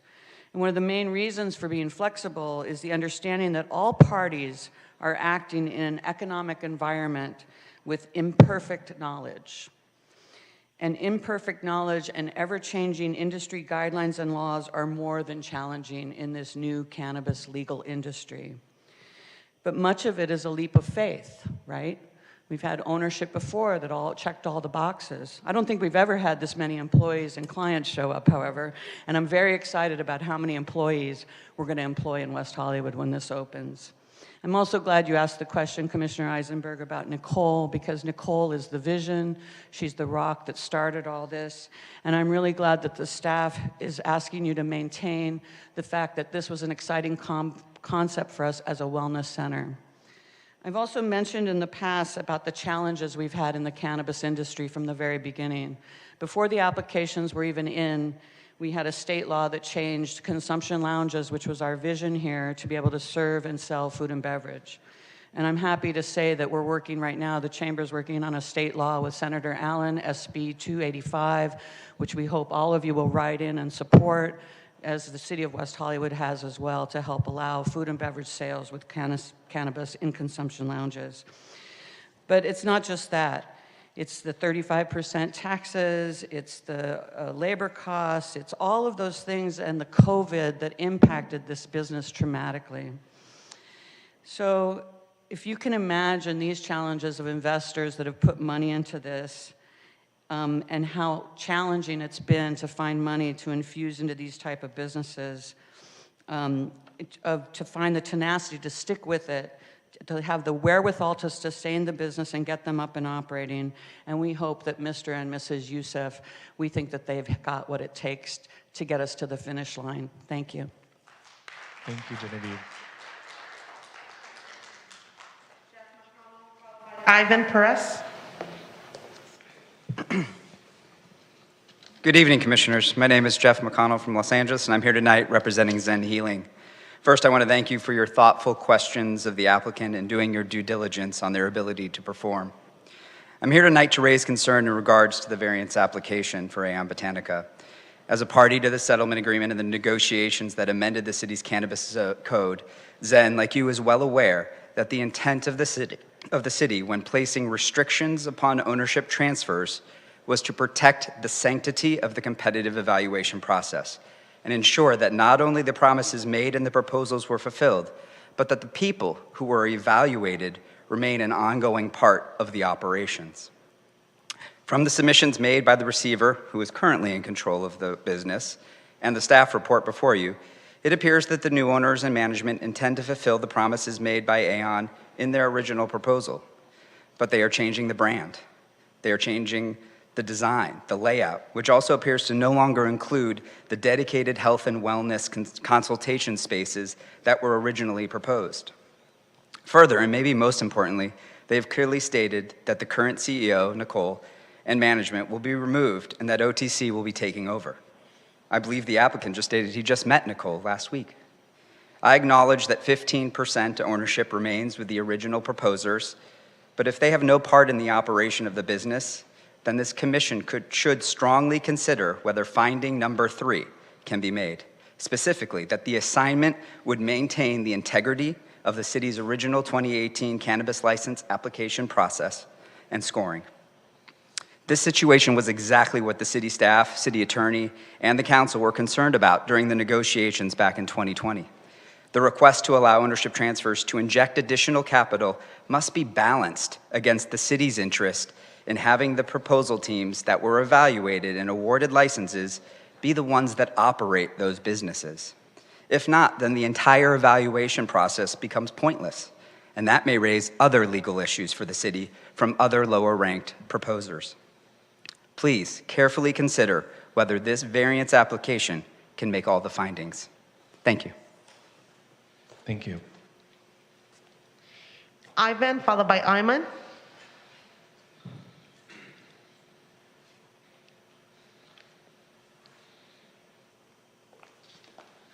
Good evening, Commissioners. My name is Ivan. I'm here in support of the variance request for the license.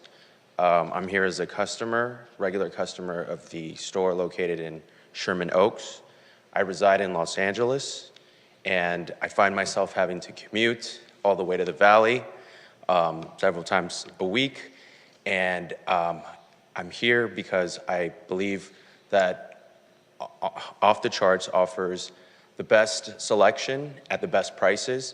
And for that reason, I think it would behoove the community of West Hollywood to have a store that offers great customer service and attention to the client's needs. And for that reason, I'm in support of the request, the transfer of the variance request. Thank you. Thank you. Ayman, if you're still here, if you could please address the podium. There you go.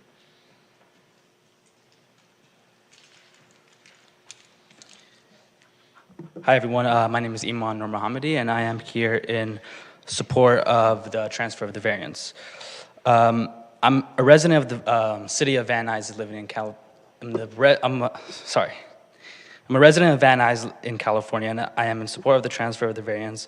I just wanted to say that I am blessed to be a part of the community OTC has made. As a resident of Van Nuys for the last 10 to 15 years, I would be lying if I said I don't pass by this location every day, whether it's passing by going to my university or going to gym. And every time I pass by them, I always see them having events with music, just being the best they can be to involve the community. Just as the owners previously explained, this retail store isn't just a store where you walk in and do your own thing. Every time I've walked inside, I was immediately greeted by employees, and their dedication and expertise to the business is something that I definitely look forward to be seeing in the city of West Hollywood. Thank you. Thank you.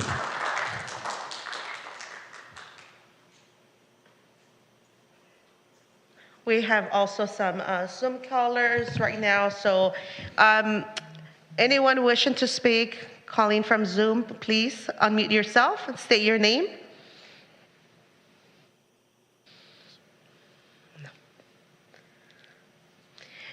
Sometimes there's a delay, so I'll give them 3 seconds for them to unmute themselves. I see a phone number of 6951. If you want to address the commission, please unmute yourself, and you have 3 minutes. Going once, twice. Oh. Please state your name and your residence, and you may begin to speak. You have 3 minutes.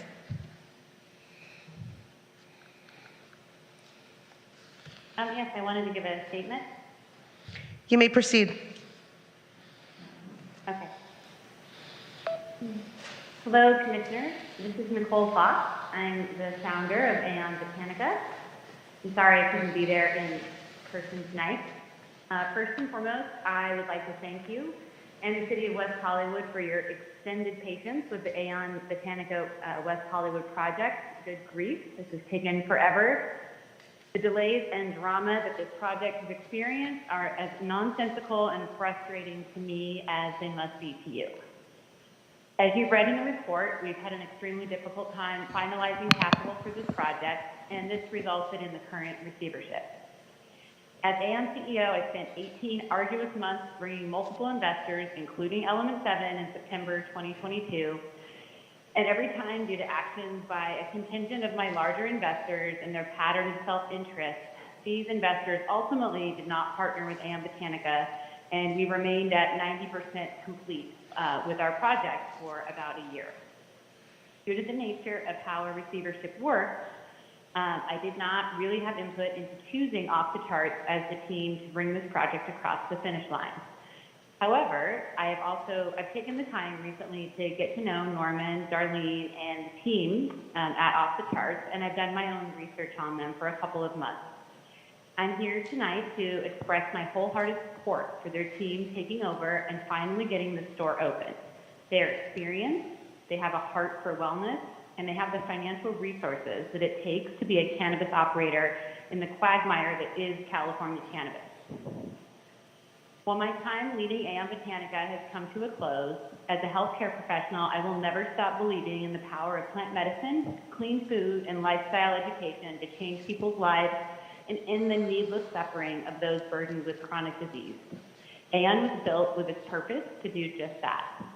It was me who made the mistake of trusting investors who gave lip service to aligning with our conscious capitalism mission, but in the end didn't mean it. And that stopped Aon from delivering on its promise to the city of West Hollywood, its first-in-class cannabis program, and it's just really unfortunate.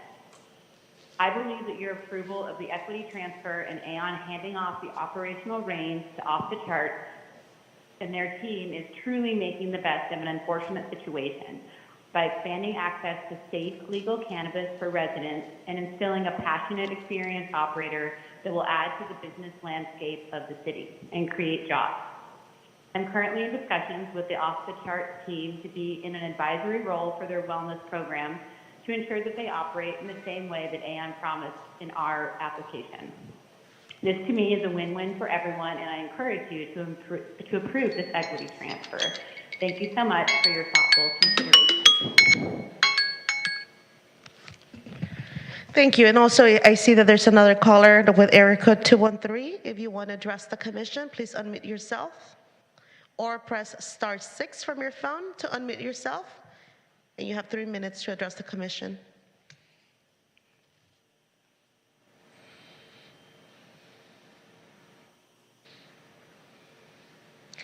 Okay, Chair, we have no other commissioners. They hung up on us, so. Yeah, I just saw that. All right, thank you, Commission Secretary. Does the applicant have any final words of rebuttal or anything else to say at this time?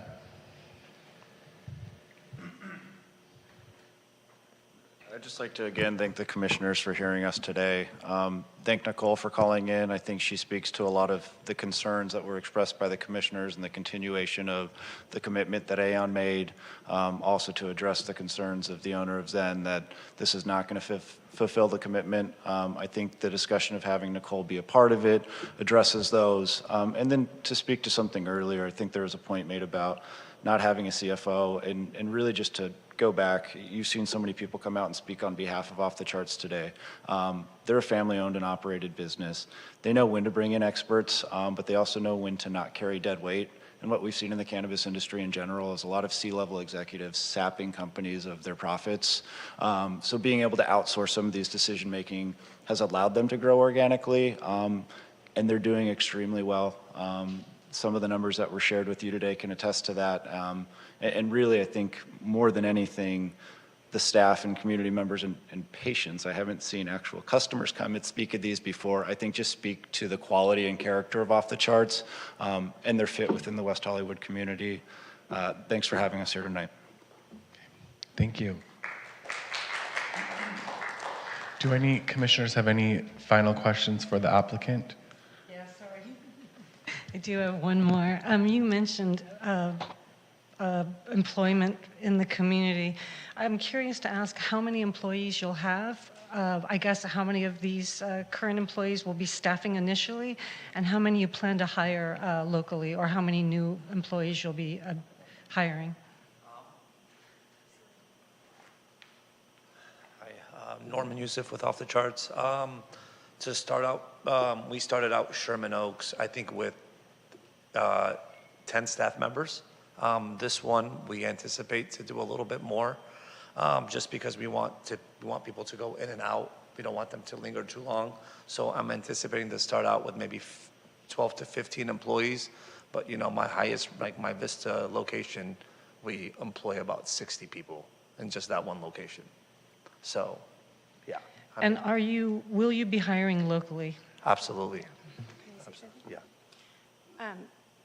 Just to speak on our Sherman Oaks location, we, as you saw, Mark spoke, and he comes from San Diego, and Val was originally working in Palm Springs. The two of them are still there, but the staff of 30 that they've built are all local, besides the two of them. So that's usually kind of how it goes. Any further questions? Okay, thank you. At this time, I will now close the public comment portion of this hearing and bring the matter back to the commission for discussion and deliberation.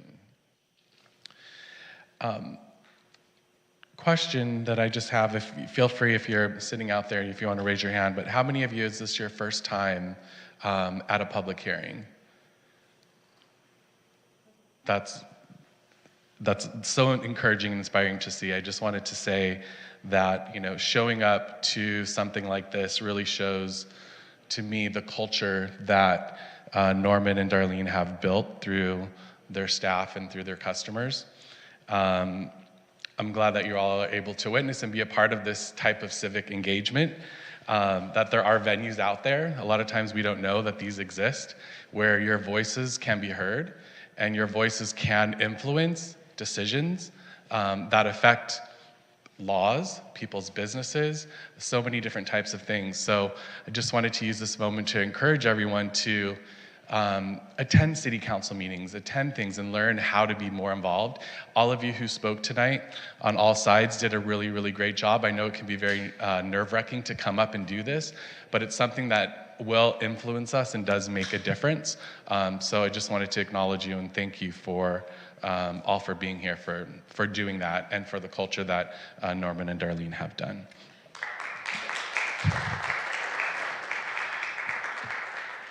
So commissioners, if you'd like to make any comments, and at this time, please do. Yes, Commissioner Saltzman. Thank you. I just want to point out to my colleagues, it may be obvious, but I'll point it out. The report from the staff makes clear the standard for approval of the variance. There are 4 criteria, and the staff have concluded that the criteria have been met. It seems to me, from what we've heard this evening, that supports the staff's conclusion. And it makes sense to me that we would go ahead and approve the variance as a result. Thank you. Thank you, Commissioner. Commissioner Lowe? I don't necessarily need to jump to any sort of decisions. The vetting process is very challenging as it is. There's a litany of vendors that are waiting in the queue. So I just want to remind the commissions here that there's no rush to a decision and that we can take our time before making that. And while it does satisfy the conditions of what the staff has, doesn't necessarily mean that we have to agree to it. And I just want to make sure that you guys understand, I don't think a lot of the commissioners here have actually gone through the whole application process, and it's very challenging at best. So to sideline in a place where, although I think our applicants are capable of doing the job, I don't necessarily agree that they may fulfill the wishes of the original applicant's mission. We just heard from Nicole, and she gave her full endorsement and support of this. So I think if it wasn't going to be supportive, that she would have not said that she's supporting them, in my opinion. But Commissioner Yusupov, and then I think somebody had it. Go ahead. I have a question to or staff. There was I think, a concern about WeHo Municipal Code and whether the business had to be in a continual operation for 4 years before the transfer can happen. Can you comment on that, please? Yes, so that code, that references Section A of Code 5.70.060, but Section A also says that otherwise, unless otherwise approved pursuant to the variance process, and the variance process is subsection C, which is before the commission today with the 4 criteria. So A prohibits unless you meet the exception, and then C sets forth the exception criteria. And that's our at issue commission today. has the power to make that exception. Yes, so that's the issue before the commission today. Okay. And my other question to staff, if we do decide to approve this application, and I know that initially there was no condition for that, for the business to come in front of the commission again in 12 months, can we make that condition now, or is that not going to be possible? I will defer to the city attorney if that's possible. That's not possible today because that wasn't noticed in the agenda and it wasn't agendized. The only issue before the commission today is whether the transfer meets the municipal code and whether the 4 criteria set forth are met. And if so, the transfer is approved. Otherwise, if you want to talk about imposing a condition to bring them back, that would be an item for a different agenda and different hearing. Okay, and then just the last question. So, but despite the change of the operators, all of the conditions that were originally imposed for this business are staying in place? Yes. Yes. Okay, thank you. That's all my questions. Commissioner Lowe? Yes, I just wanted to also state that I was here for that decision about approving for Aon. So I'm very clear about that mission when I actually make that statement. Thank you. Commissioner Ng? Okay, so I'll start with what both Commissioner Lowe and Yusupov mentioned about the city. Going to Manager Adam Midas' statement that the applicant did fulfill what the requirements are. I think that actually speaks to the role of the commission and the fact that generally commissioners are required to be residents of the city, because I think that it's not just about what's acceptable or legal, but about what makes sense for the city, and I think that the Business License Commission generally represents that. So I'm stating that just to say that I think the commission as an independent body, I agree, Commissioner Lowe, I appreciate that statement, that we're here as a body to not just blindly accept what the very hard work and wonderful work of the staff. Something that strikes me that Mr. McConnell said, I don't doubt that that you're incorrect in assessing that some of what the business model of Aon is not necessarily being promoted here, or that perhaps the applicants aren't in line with all of what Nicole Fox was doing. I think something to recognize, and it's something that Genevieve Morrill talked about, is that California cannabis is a really hard landscape for a million different reasons.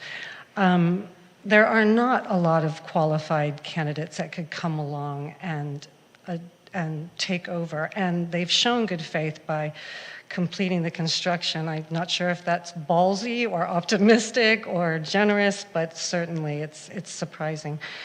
I think the one thing that I said quite a few things, but the keeping the name off the charts, I understand it completely. It's not the most wellness-oriented or associated name. You know, I wish you'd consider that, but I completely understand that you want to keep your branding. I think the one statement that I would say is that I do know what Nicole Fox was trying to accomplish. I really hope that that is the model that you will keep. I've asked about the training. Your employees and your customers seem really passionate. I think that's amazing. I would hope, though, that the training, whenever I ask about it, it always seems to be about what's legal and sales protocol. I really want to emphasize that, medical and safety. It seems that you understand the importance of that. Aon, the business model itself is based on that. So if we could have a provision, I wish we would have known. But obviously we can't do that now. So the statement I'll make is that I really hope that you commit to executing exactly what they set out to do and their business model, and that your employees receive training outside of just sales and that focus on health. I think cannabis is an amazing plant. So I agree with Nicole Fox that, that I support plant medicine and natural healing, and I hope that you guys will also keep to that model. Thank you, Commissioner. Commissioner Heng. Thank you, Chair. I'm coming from the area where the court took it into receivership, assigned an individual. Mr. Baker was assigned. He did his due diligence in researching and finding somebody who can afford to take over. Mr. Baker indicated that he took a huge retainer in case a license doesn't get transferred over. So it appears that they do have the funds. Judge Young blessed it, signed it off, and that's where I'm at. That's my comments. Thank you. Thank you. Commissioner Eisenberg? I want to commend the Youssefs for the loyalty and dedication of their customers and their staff, and it's clear they are family run, and the warmth and everything that everybody has for them. I'd also like to commend their association with Sean. I forgot your last name, I'm sorry. And I think having someone with that kind of experience who's already opened and been involved with Urban Leaf and some other places in West Hollywood is something that I'm very happy to see. And also, Mr. Baker, that you've done your due diligence and gone through all of this, and the confidence that the state has in your ability to research an appropriate company. So I think all of those things are very positive. I'm inclined to approve this because I would like to see that location activated. I think that's very important. It's been empty for a long time. I appreciate the comments of Mr. McConnell as well. Those were certainly things that had come up before us in the comments, and I considered, but I agree with our Chamber of Commerce head, Ms. Morell. I do think this is an evolving business, and things do change, and you can't always, while Commissioner Lowe had comments, I do think Nicole's vision is a good one, and it would be nice if you can keep with that, but people need to be nimble. The world is changing, so I think that's important. My concerns lie in how rapidly you're planning on expanding and how much control you're going to be able to have over that. Certainly, you mentioned that one of the locations that you have already is generating $5 million in business, that this would be a premier location. So given what we know about West Hollywood and the kind of locations that have opened already, I would expect even more. And you have some other locations as well. But my concern is your expansion into the other areas. I don't think you have the financial, for me, finances, I'm sure you've all gathered, are very important. Solvency. This is the problem we encountered with Element 7, and if the staff will remember, in the other commissions, I had significant concerns at that point that they were expanding too fast, and whether they had a commitment of $2 million that they were planning on pouring into this. And unfortunately, it looks like my concerns were justified in terms of Element 7, and they also had big expansion plans, although I believe they were all in the state of California. I don't think the Youssefs, while clearly lovely people and clearly have a good operation to date. I think my recommendation, and this certainly doesn't come as anything official, would be to rethink your rapid expansion plans and focus on what you have now and build a solid foundation. And even though a lot of operations don't have CFOs, I think the level of money that you're talking about generating warrants somebody with a more sophisticated financial background than my projections are that you guys possibly have. No disrespect.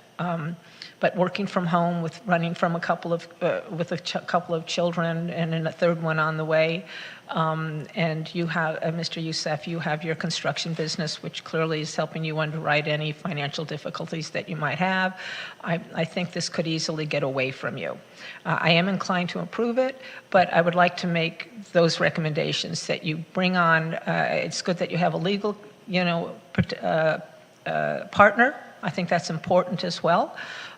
But I do think you consider bringing on someone else that is more more attuned with managing the kind of revenues you're talking about generating, rather than a simple accounting firm, which is really just seeing the money go in and out.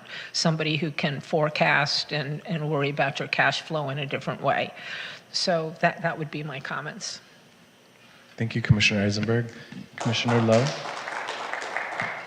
Danny and Jessica, I just have a quick question to ask you guys regarding applicants, because I want to just inform the commission, because I don't think they're well aware of how many applicants were on the list. And I wanted you guys to explain to them specifically how many were actually selected, what the scoring process was, and how difficult it was to get into the actual place where they were selected. So if you could give them the number of applicants and how the vetting process was about and how we hired an outside consultant to do the actual search. My only grave concern here is, again, there's a long list of applicants who are waiting in the queue and who are financially sound and are able to also step in as well. And they have gone through the actual vetting process.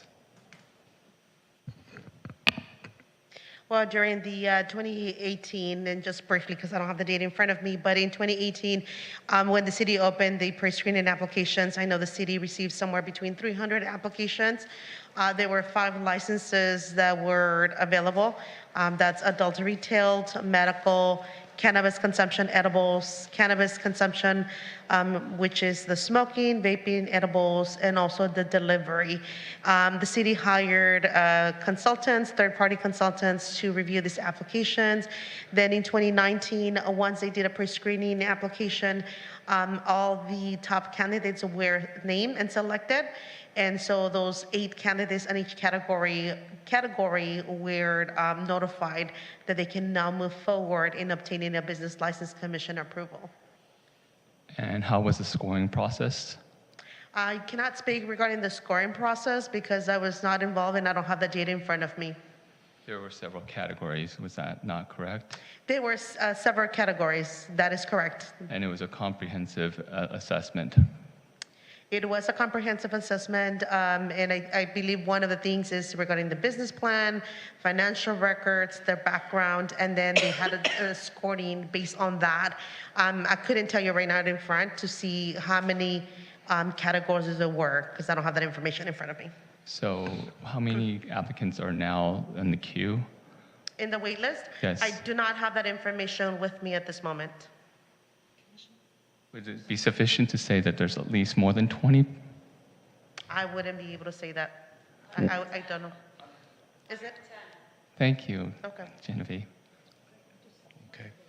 Commissioner Ng and then Commissioner Eisenberg. So actually, based on that, Commissioner Lowe, I think it's worth mentioning or bringing up that if there was 100 some odd applicants in 2018, knowing California cannabis, I guarantee you right now, half of them already out of business. And so I guess that does beg the question. Commissioner Heng, I'm sorry, can you speak? Sorry. Half of them are already out of business. The other question, I guess. Do you have the data? That's It's a supposition. I'm happy to send it to you. It's probably more than half, frankly. And I would say I don't know that based on our specific list. I just know California cannabis is, look, any news story will tell you how many businesses are projected to go out of business this year. So actually, Jessica, I think what's interesting or valid about that, actually, Commissioner Lowe, is if for some strange reason or if for some reason they were denied this, we don't actually know that the very next person in the queue would be interested, available, solvent, still wanting to make that application. So I don't know if that's ever been checked. And then I'll also point out that within these business models, Aon is very specifically focused on wellness. So if you have someone coming in that's applying for a cannabis business, they might just want retail. They might not want to have anything to do with this that is a little bit next level. So I guess I am curious about that. I don't know if I can ask about that now, about how many of these applicants are still valid solvent, and if that process was 5 years ago, what would it mean if someone did fall out and then, the next person in line doesn't want it and the next 5 people in line don't want it? I guess, how does that work? So I just pulled up the data to answer the question to Commissioner Lowe, and then I'll answer some of the information that I have. But within the categories for the pre-screening application, we received 313 screening applications. In the adult use retail, we received 94. In the consumption lounge, we received 81. In the delivery, 66. And medical dispensary, 50. In the consumption lounge, edible, 22. Also, just want to mention that in February of 2022, there was a license that was forfeited, and we notified the business to come and apply. It is now March, April, 13 months now, and we have not heard back from that applicant. And to be honest with you, once we get that application, of course, we'll making sure to see if they want to move forward with the project. Okay, and then, I'm sorry.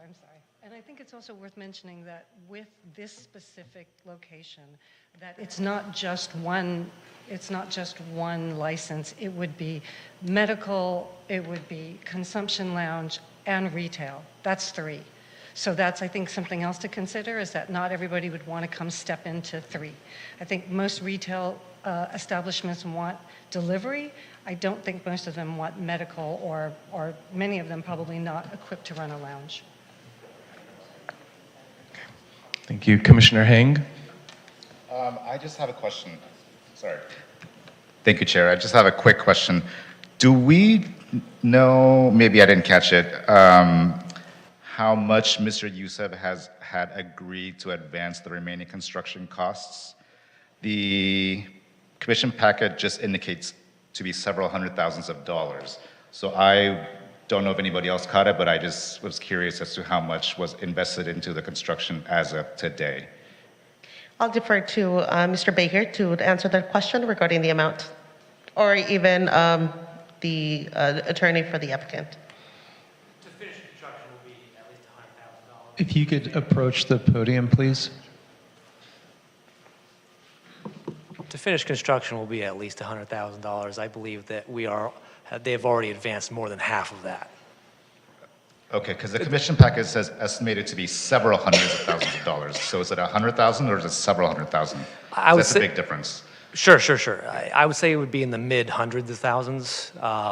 It's a work in progress because negotiating with vendors, Keith Greco was one of the mill workers and who done a lot of the work.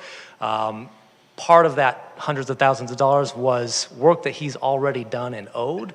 However, he has agreed to a much less amount because he just has the stuff and he wanted to get rid of it. But I will say that we entered into an agreement where they would fund all the amounts that were due under the construction. I, as receiver, stepped into the shoes of Aon and entered into the construction agreement, and they are on the hook for all the construction that's going on. Thank you. And Did you give an amount, or are you able to say the amount that was put on retainer in case the license is not transferred over? That it's not a retainer; it's a hard money deposit, meaning that it's irrefundable. It's $500,000. 500,000. Great, thank you. It's non-refundable unless in the event that the license is not transferred. Thank you, sir. Commissioner Eisenberg? I want to, I understand Commissioner Lowe's concerns that possibly the Youssefs jumped the line. But I would, because this was in receivership and because Mr. Baker was appointed by the judge with this responsibility, and I think it's a serious responsibility they undertook, so I'm comfortable that even if they had jumped the line ahead of some other applicants, that he did his research and they are okay.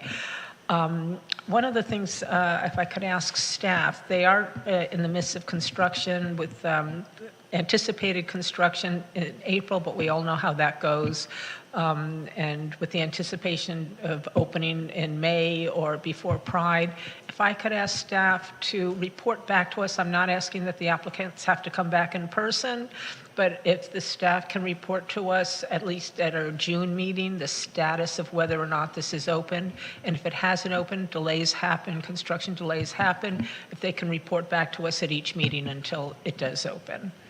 Yes, we can certainly add that to under items from staff, and we can just report back regarding this business. Okay, thank you. Any other comments? Yeah. Okay. So I do appreciate Commissioner Eisenberg's comment about her comfortability around the decision for the receivership, but I don't think that the onus is on the commission to take on that responsibility. Our responsibility is to make the best decision possible. Consider all things considering, Jessica, did the receivership consider any of the other applicants that were in the queue before making the decision to select this, before choosing the Yusufu? I'm sorry, the current applicants? So I know that the applicant hired a third vendor, and they look at different candidates. Did they look based on the waiting provision on the wait list that we have? And that isn't, I'm not aware of that. I don't think that is the case. And I mean, the receiver can go ahead and talk regarding who were the other vendors, if that's what information you need.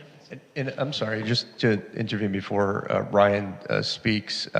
So yes, the receiver did reach out to the city, and we did provide in consultation with the city attorney in terms of what the weighted criteria is, right? And based off of that, in addition to the findings that you have, the 4 elements that staff has represented in the staff report that's before you this evening, that is what we based our findings on. So when a receiver or any transfer of license, we've had a number of variance requests that have come before the Business License Commission.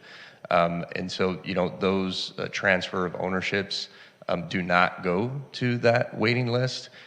If a license is forfeited, then that is when that wait list is enacted, and that's when that is applied.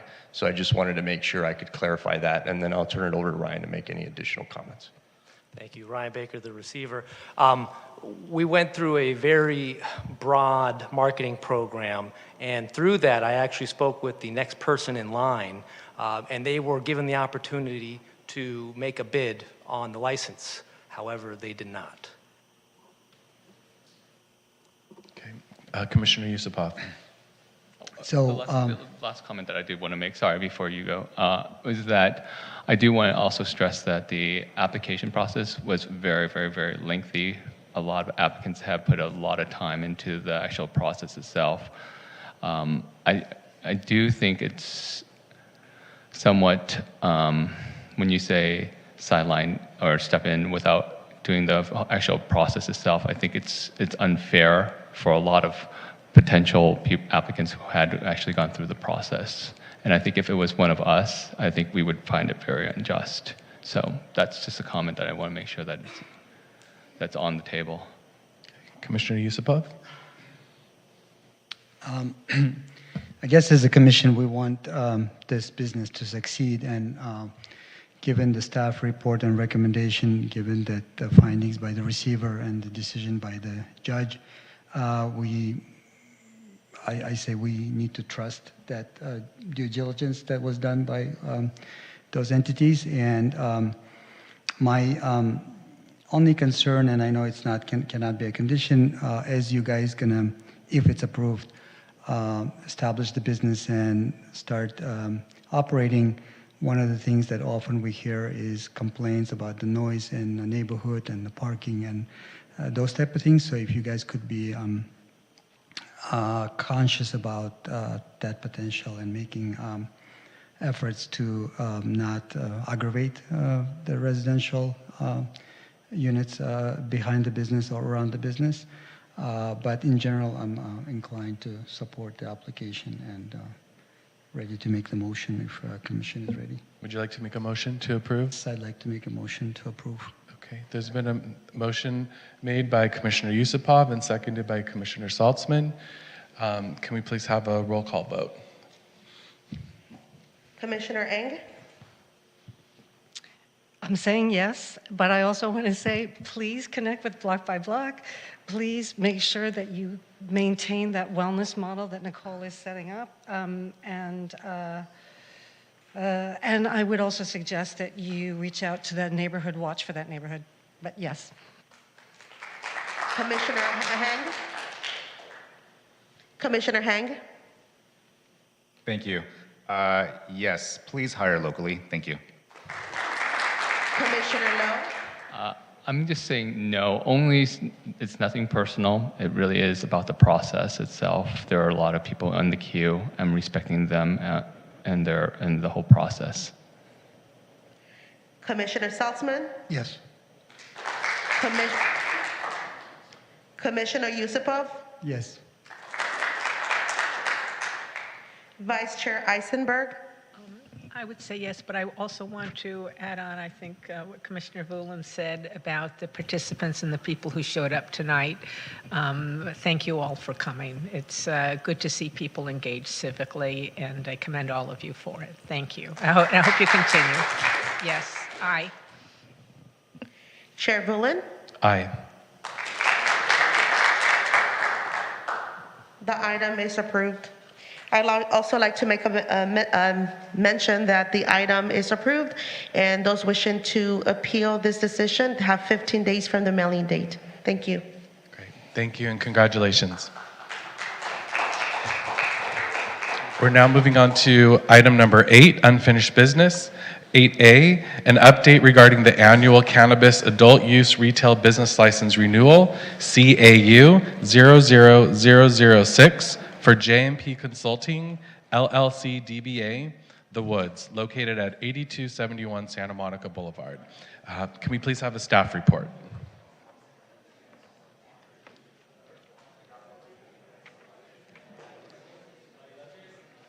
Yes, indeed. Good evening. This is Jessica Benitez, Code Enforcement Supervisor for the City of West Hollywood. Joining me this evening is Vito Adomaitis, our Neighborhood and Business Safety Manager. Excuse me, if you could please take this in the lobby. We're having an update. Thank you. I apologize for that interruption. Also with me is Director Rivas. So just to bring you an update regarding the cannabis business license renewal for The Woods, back on June 28th of 2021, they received approval before this body to relocate their delivery business operation from Sunset to the original location over at 8271 Santa Monica Boulevard, and also they added a smoking area. This was back in 2021. Then a condition was placed on their license that their first annual renewal should be reviewed by the Commission, which had superseded the previous conditions on this particular license. In May 2022, The Woods finalized their construction. They got their business license, which is set to expire in April 30th of 2023. So as condition, we're giving you an update of their adult retail business license. Since their operation, which they started early in May, the city has received 6 different complaints regarding loud music, excuse me, and patrons allegedly smoking while parking at the next door parking lot. The code officers have responded each of the complaints and found no violations. Also, code enforcement officers have conducted proactive inspections at the location, and the focus has been security, age verification, odor control, and noise, and no violations have been found. The city will continue to monitor this business because also they have other 2 licenses, the liquor business license, which is set to expire in July. So you will see this update in June. And also their cannabis consumption is set to expire in October. So you will see an update during those times. So with that, this concludes my brief update regarding the adult use retail for the Woods. And I know that the business operator is here. I don't know if he wants to address the commission. And that's all I have. And I'm available for any questions you may have. Thank you. Thank you. Is there any questions from commissioners? Okay, Commissioner Amy. Okay, so this is just for the retail space. Correct. And I'm curious because I believe at the last meeting, we asked about complaints. And my understanding was that there was not, and now I'm seeing that there were 6. Or am I wrong that there were? No, no. The last Business License Commission that we reviewed the cannabis consumption, there were 4 complaints, but they hadn't been validated, meaning there were no violations. Then on this time around, I did a query, and what happened is that after the meeting that we had back in March 7th, was it March 7th or whenever, there was a complaint afterwards. And so that's now the 5th complaint. And then there was another one regarding miscellaneous, and that had to deal with the parking. Allegedly that the patrons were parking and allegedly they were smoking while they were parking next door. So those are the 6 total complaints that we received. And in the city, we received so many complaints from various businesses, and then we go to verify.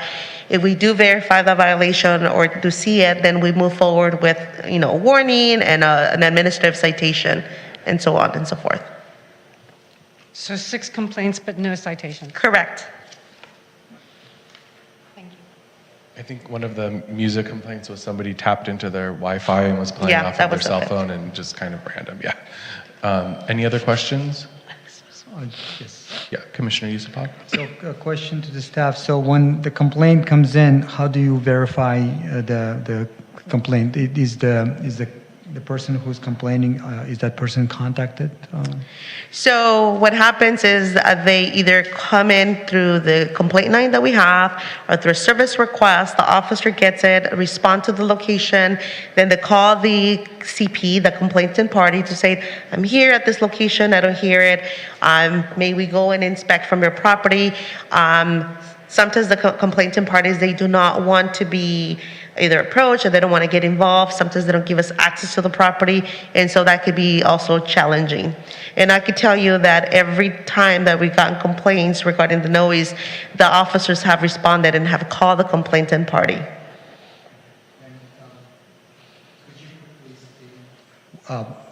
What kind of complaints those 6 are?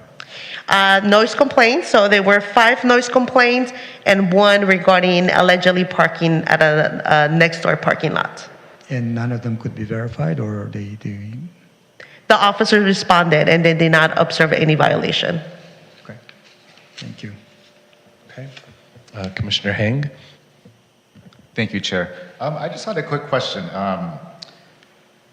How does the average person know who to call? Like, how does the city advertise out that this is the complaint hotline if there's an issue?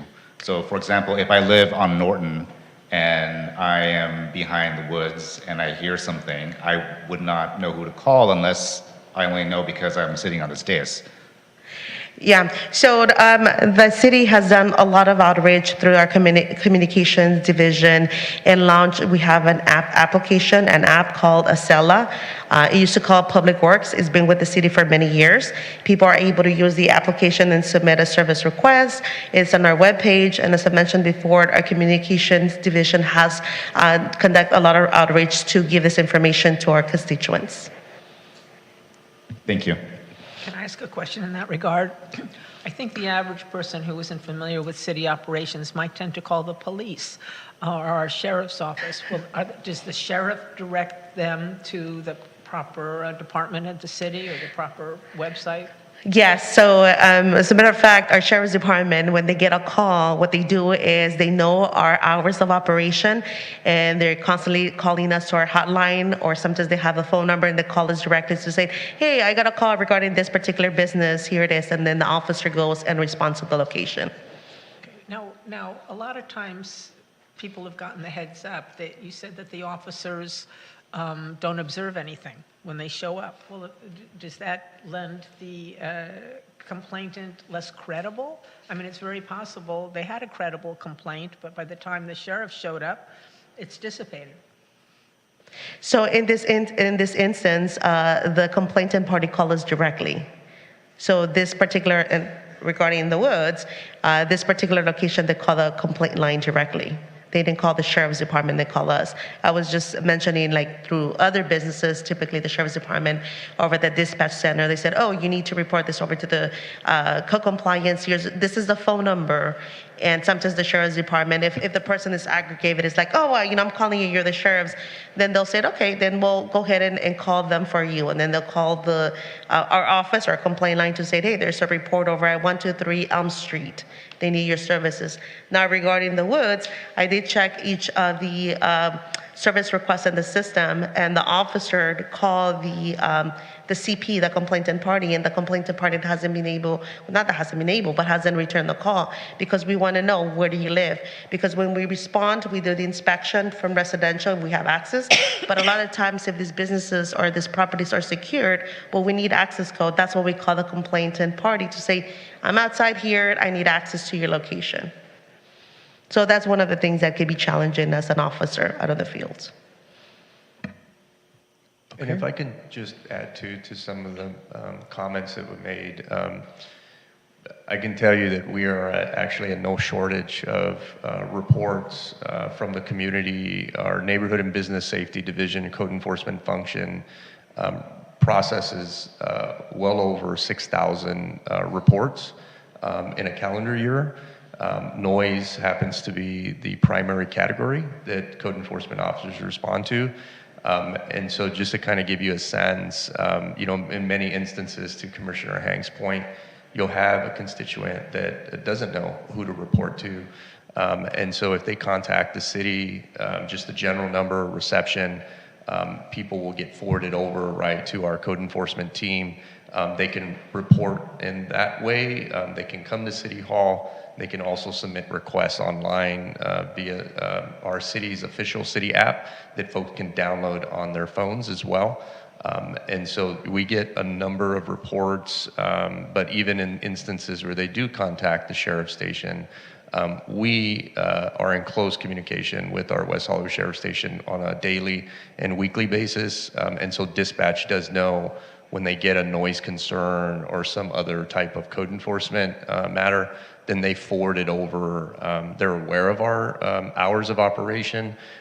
In many instances, though, to Vice Chair Eisenberg's point, just because somebody reported something and maybe it took a little bit of time for the code enforcement officer to respond because they're addressing maybe another call, by the time they get out there, maybe the issue, especially if it's noise related, has subsided or it's no longer occurring. That doesn't discount, to your point, that a violation didn't exist. It simply just means when the officer was present there at the time, they were unable, right, to confirm the violation. And so there's really no further action that the code enforcement officer can take. Responding, though, to the reporting party is an expectation of our code enforcement staff. But to Jessica's point, if somebody does submit something online, a lot of times they'll do it anonymously, or they won't provide their email address, or sometimes they won't enter in their phone number, or even if they do, we'll make contact with them, but then they won't respond, right? And so there's no information that we can proceed with. The officer didn't collect the evidence that they needed in terms of making or issuing a notice, a warning notice of some sort. If they are, though, receiving continual concerns, or even when they go out there, let's say they don't identify a noise violation, if the business is open, the code enforcement officer will still go in, make contact with the business manager and say, hey, by the way, I'm here as a result of responding to a call that we got regarding A, B, and C, and explaining that to them just to make them aware of whether or not something was occurring prior to the officer arriving on scene. So hopefully that makes sense, but I just want to provide some context to that. Wait, and I want to make the comment that I've used the app, and I just have to say, if you're all not using the app, get the app. On a Sunday, I reported construction. It was shut down in 15 minutes. So bravo, City of West Hollywood. I brag about that one a lot. I was really impressed. Thank you, Commissioner Ang. And definitely the code enforcement team, we operate 7 days a week, almost 24 hours, which is extremely unique. I can tell you that we're probably one of the only code enforcement functions in the state of California that operate in that manner because of the level of expectation that we want to provide our constituents, to our residents, to our business community as well. And so that just speaks, though, to the great work that Vito and Jessica and the rest of the code enforcement officer team is trying to uphold. But I can tell you, though, just the level of requests that come in, it's not just noise, it's everything. It's unpermitted construction. You know, it could be a dog off on a leash in the park. It could be a trash container. It could be a vacant property. It's just a series of different issues that code enforcement officers respond to. So. Thank you. Moving on to item 8B, an update on active cannabis establishments. Before we do that, we have 2 speakers on that item. Oh, all righty. Okay, give me 1 second. Jade, followed by Genevieve. Go ahead, Jade. Good evening, Jay Handel, one of the partners at the Woods and the Chief Operating Officer.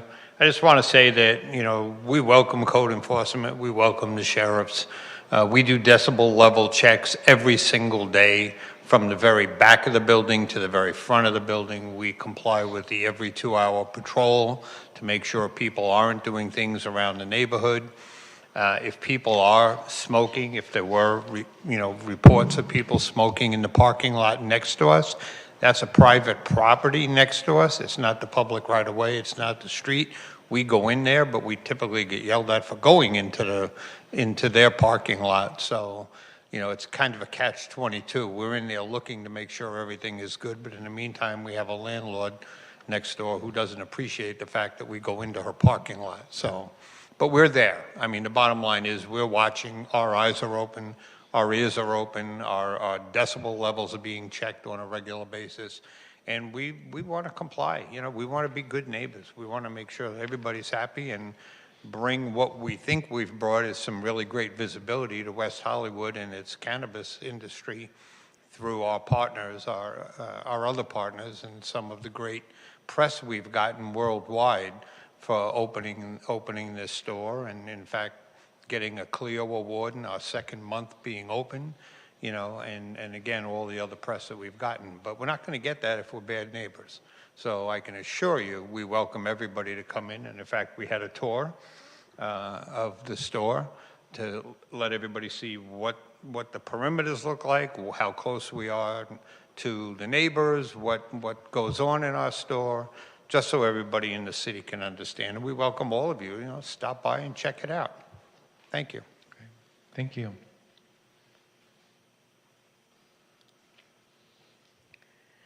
Thank you. Hello again, Genevieve Morrill, President and CEO of the West Hollywood Chamber of Commerce. I first just really want to thank you, Chair Vellum, for the wonderful speech to the young people of civic engagement. It's really important, and we're trying so hard for leadership to get more people engaged, so thank you. I also want to just give a shout out to Code Compliance Director Rivas and Jessica and Vito. It's really a challenging job with 2 huge commercial districts, let alone the rest of the city. 26% of our city is hospitality, and that's in 1.9 miles. So that's hotels, restaurants, nightclubs, and bars, and that's huge. In that strip, which is right across from the chamber, I just want to say that we've done a lot of work with all those businesses, including back when it was Beach Nation, and then a conservatory, which now closed, Nora's, the Woods.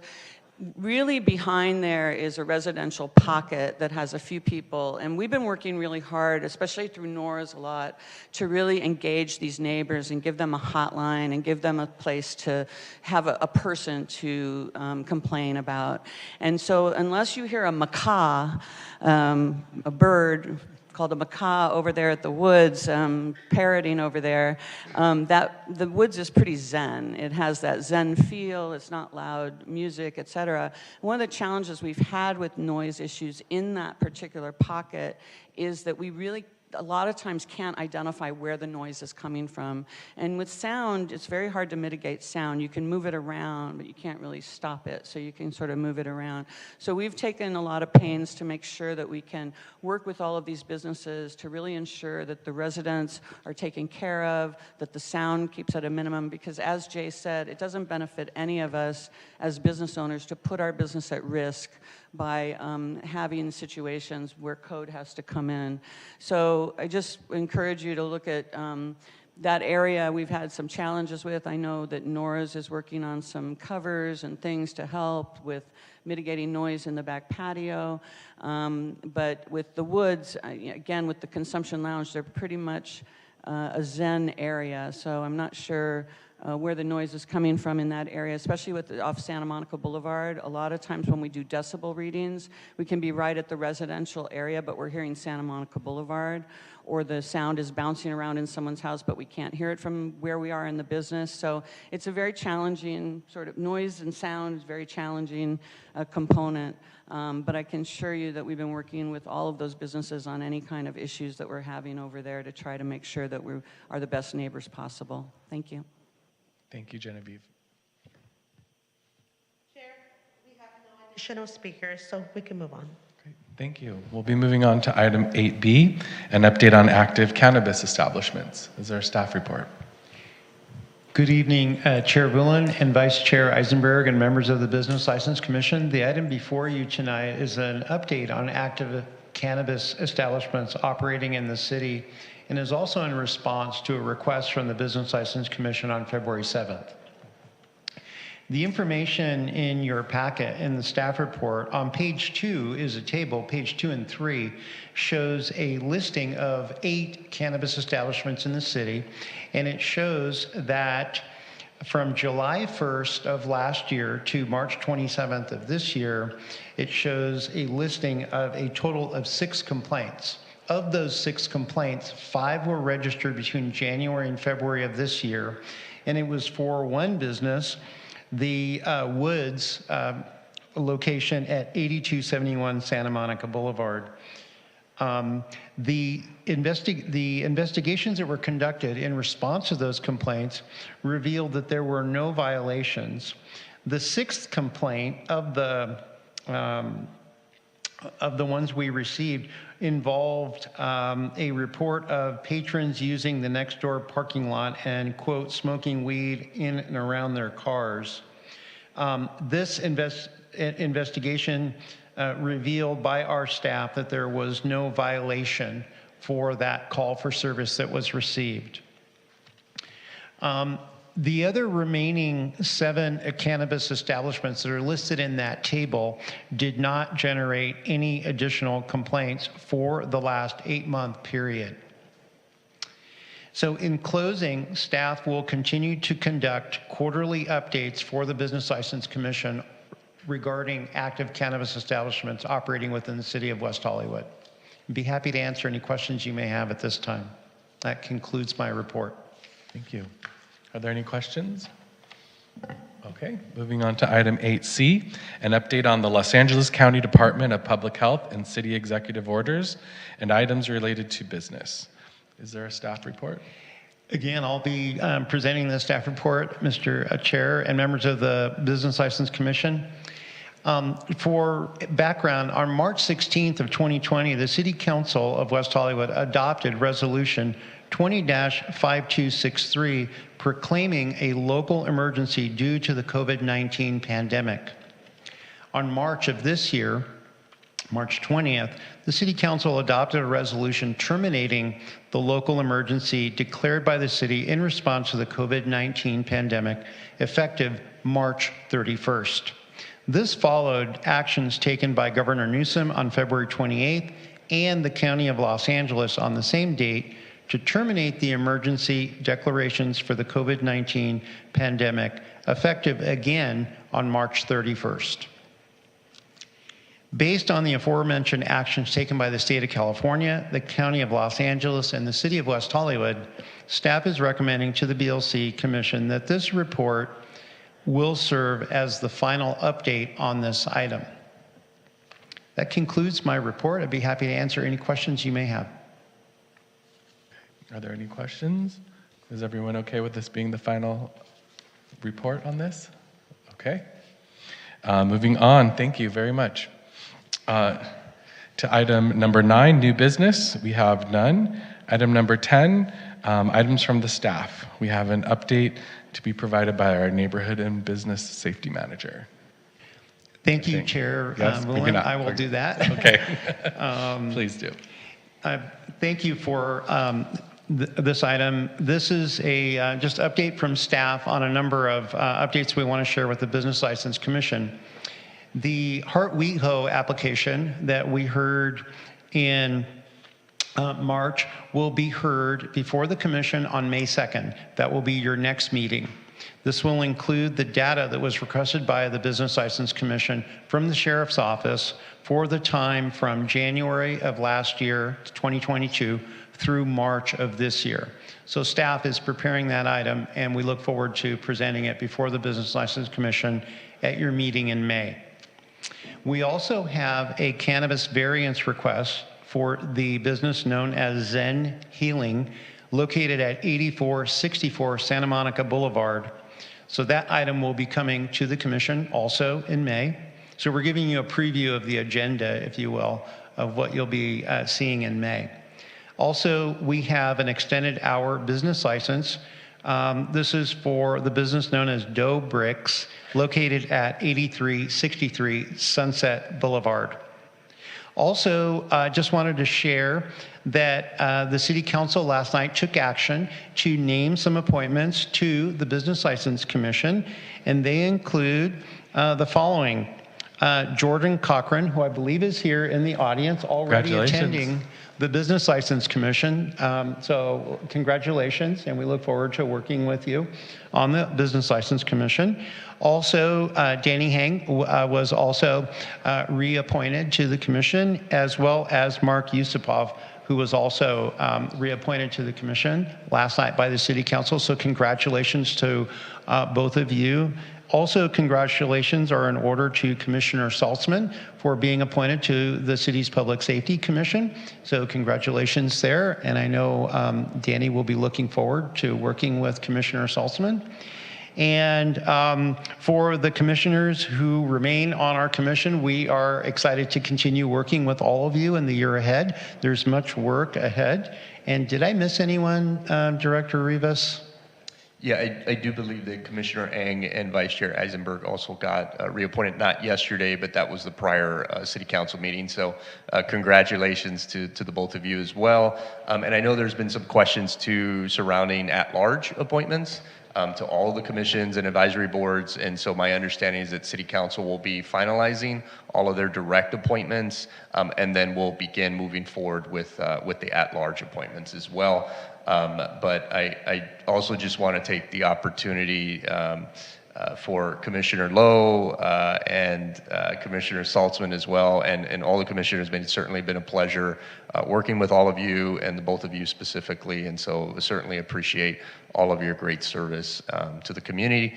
And Commissioner Lowe, I mean, you were on the commission. I think the only commissioner right now in this body when I first started in 2019 with the City of West Hollywood, and I know you served for a number of years prior to that. So thank you so much for your service.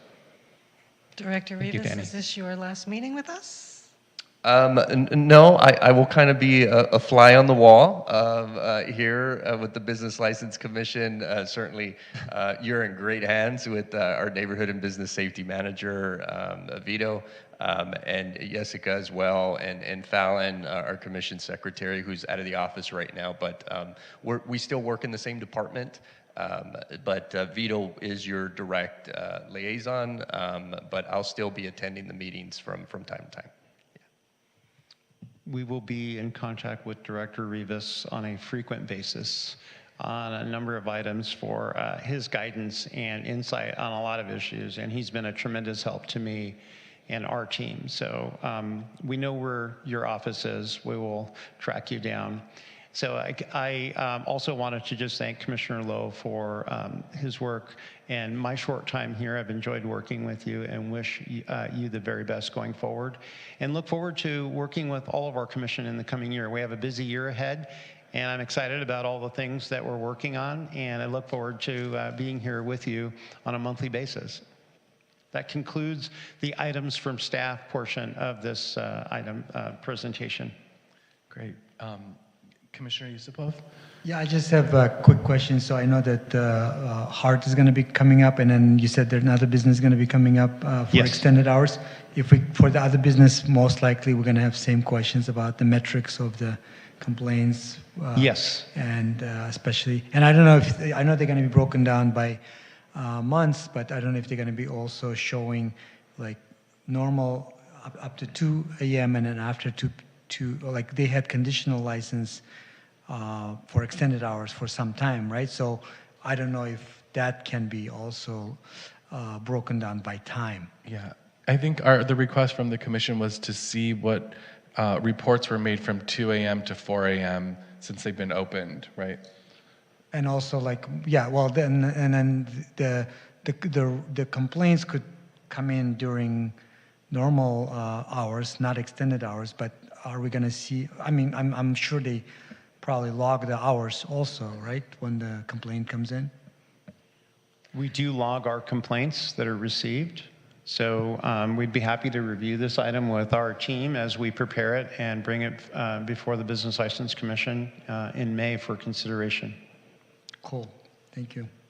I'm sorry, can I ask, what kind of business is Dobrik's? Pizzeria. It's a what? It's a pizzeria. Pizzeria, pizza? Yeah. Pizza place. Sorry, let me remove my mask. Okay. Now we'll be moving on to item number 11, public comment. Is there any speakers? We have none.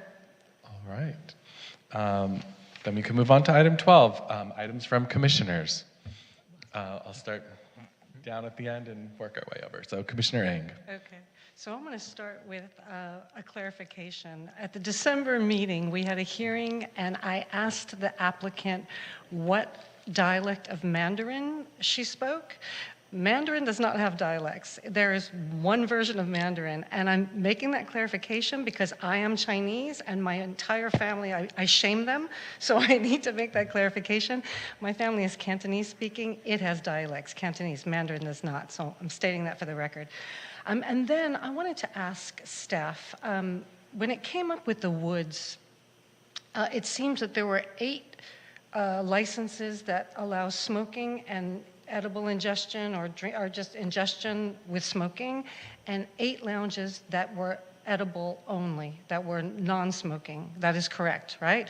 And then it seems that the Woods actually had one of those edible licenses, and from the last hearing, I understand that all of the 8 that were edible only, if it's less than 50% of total square footage, we will allow smoking. Is that correct? That is correct, yes. That's what it was approved back in August of 2020, yes. So we now have the potential to have 16 establishments in the city that allow public smoking. Is that correct? And yes, that is correct. Okay, thank you. Commissioner Heng. Thank you, Chair. I just wanted to thank Commissioners Lowe and Saltzman again for their service to the Commission. And for staff, I just had a question. Earlier this year, the Commission on Consensus requested information to have the sheriffs come and do a presentation regarding their business license process. And I just wanted to follow up on that to see if anything was scheduled. And that concludes my comments. Thank you. Yes, I can answer that. That actually is going to be scheduled for the May 2nd meeting. The sheriff's investigator, Hauser, will be present to provide that presentation regarding background checks. Oh, she will be here. Okay, wonderful. Yes. Thank you.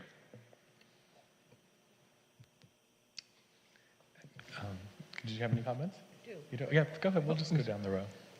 Okay. Okay. Whoops. No worries. You can throw it. I'd also like to congratulate Commissioner Salzman on his appointment to the Public Safety Commission and say it's been an absolute pleasure working with you since I started with you as chair on the board. And I wish you much success. It's a very important commission. It's been quite controversial, so I hope you bring some stability to that commission. And Commissioner Lowe, it's been an absolute pleasure. I feel that we have a personal relationship as well as a collegial one, and I look forward to that continuing and wishing you much success. I do have some comments, and I also want to thank Chair Woolen for his really thoughtful and sincere comments to the public that was here tonight. I think that was a very important statement to make, and it was well articulated and very well appreciated, so thank you for that. I have some comments actually relevant to what everyone was just talking about in terms of noise complaints and code compliance and things like that. I know our primary purview is cannabis lounges, but we also have, we also have a lot of issues with the clubs and the restaurants. And I know, Jessica, you've recently been interacting with a member of the community on one of the clubs on Sunset, who's had a lot of issues, not just noise, as I understand. Also, there's been, correct me if I'm wrong, where there were assaults or guns or something like that. It goes beyond noise. And I'm wondering if we could have a full report on those kind of complaints that have come into the city. We certainly cover cannabis lounges, so I would exclude the cannabis complaints because we're already handling that very well. But apparently this particular venue has had many, many complaints from, I believe, more than just this one resident. Is that correct, Jessica? So let me see if I understand. So you would like the staff to bring a presentation regarding a particular business? Well, I think in general, I don't want to isolate just this one business because I have to, certainly Heart also has some similar issues that I wasn't here for that hearing, but it goes beyond noise from what I understand. So I was wondering if you could bring to the commission a list of, exclusive of the cannabis lounges, a list of establishments, probably entertainment establishments, and even include restaurants where there have been numerous complaints, not just one or two, but repeated complaints that include noise, but also beyond noise. Specifically, if anything lends itself to violence, to assaults, to fighting, at the club, police called. If there's 6,000 complaints, they couldn't all be noise. I'm not concerned about minor complaints like one of the ones you just mentioned, a dog off a leash or something like that. Minor complaints from a restaurant or something like that. But the more serious complaints that would rise to our attention level, if you could bring us some sort of report in the names of those establishments. Vice Chair Eisenberg, if I could respond, please. So as the commission is aware, staff brings back quarterly reports and updates to the commission regarding cannabis establishments within the city because there's a significant amount of sensitivity and there has been a track record from staff where we return to the commission with updates regarding cannabis. It's also something before the commission in terms of review of licenses and, as we saw tonight, even the transfer request.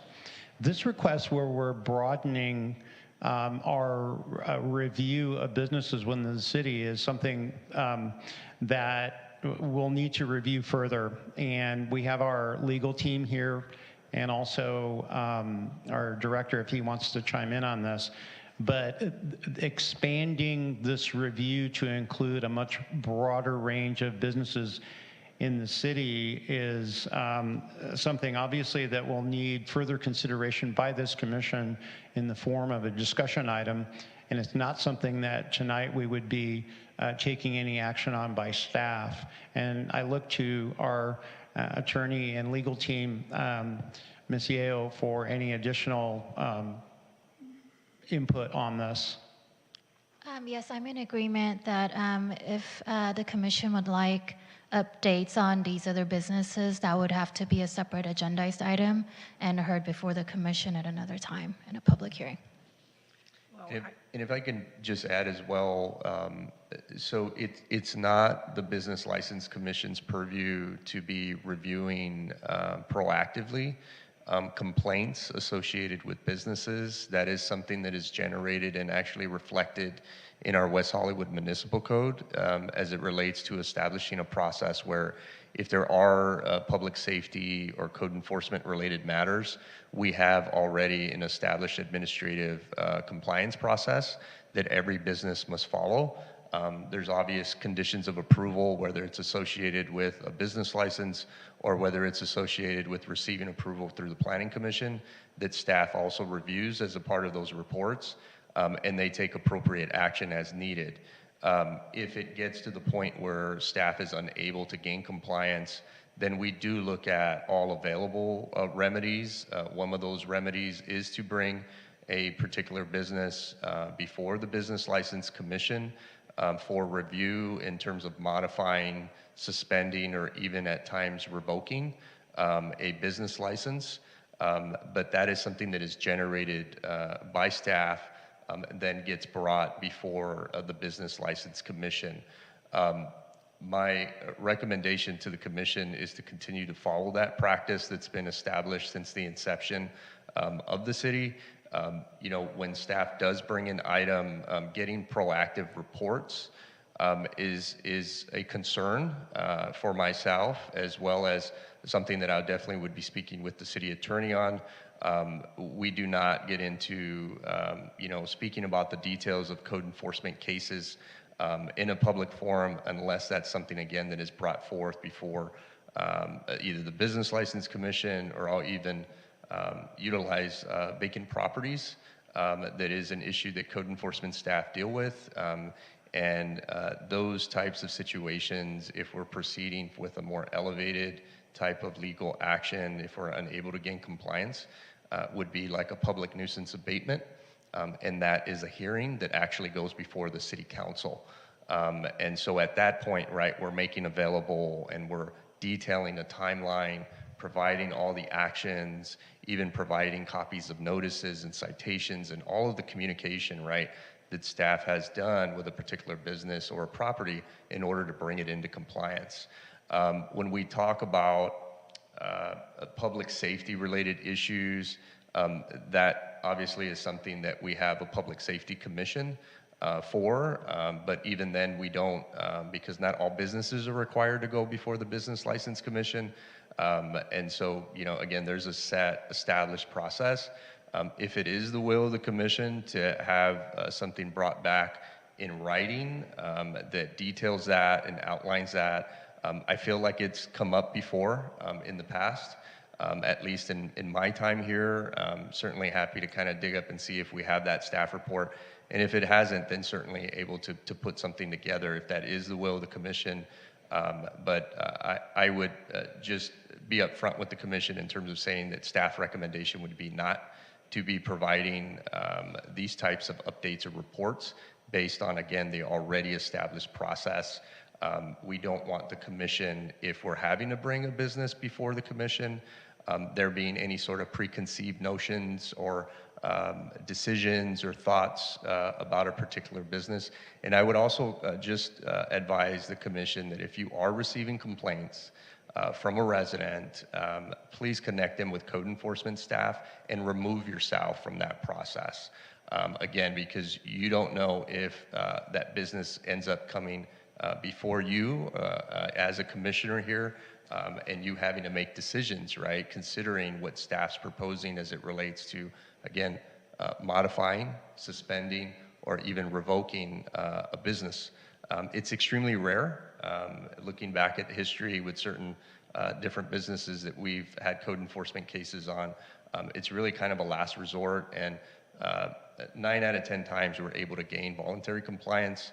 There are some instances where we are dealing with a difficult individual or a business, but we look at all available legal remedies to pursue in consultation with not only our city attorney's office, but we also have a separate office that serves as our city prosecutor, which is completely different than the city attorney office that we have that represents us. So we are in close communication with them on our code enforcement cases, and we pursue the best remedy at that point, given the situation. So I just want to be upfront with the commission, appreciate the question, and if it is something that wants to be discussed, then that have to be something that the majority of the commission wishes to place on a future agenda. Can I ask if what you're saying is if there are establishments that have violent incidences or things like that, that would come before public safety, before a business license? It could be something that would ultimately get brought up to the Public Safety Commission. But generally speaking, I mean, given what you've heard this evening, even from our chamber, West Hollywood Chamber, it's no surprise that we have a number of entertainment and alcohol establishments here in the city of West Hollywood. So it's not uncommon that we don't have certain incidents and situations that occur, more so in certain districts than not. But that's something that we deal with our West Hollywood Sheriff Station, that we deal with code enforcement. And as I mentioned, I mean, we have a great relationship with our business community. If there are issues and things, we address those through our administrative compliance process. But that is not something that we provide updates or reports to the Business License Commission. You know, if staff is feeling at that point that this is an avenue for us to pursue with a particular business, then we would initiate bringing that item before the Business License Commission for review and consideration. But the difference between that and cannabis is, to Vito's point too, that as a part of the adoption of the program, providing updates and reviews because of the elevated level of vetting and how sensitive and how you know, just the flow of the laws as it relates with cannabis, both from a federal, state, more than likely state, right? It's constantly changing. It's in flux. So bringing those updates and having those discussions makes sense. But even on a cannabis business, if the commission was to request, well, we want to know from staff the details of a particular code enforcement case, that is not something that we would come back to you with following the same practice that I'm mentioning to you. If we're initiating it, yes, we're giving you a summary of the complaints and more or less whether a violation was confirmed or not, but we're not going to provide additional information for that purpose.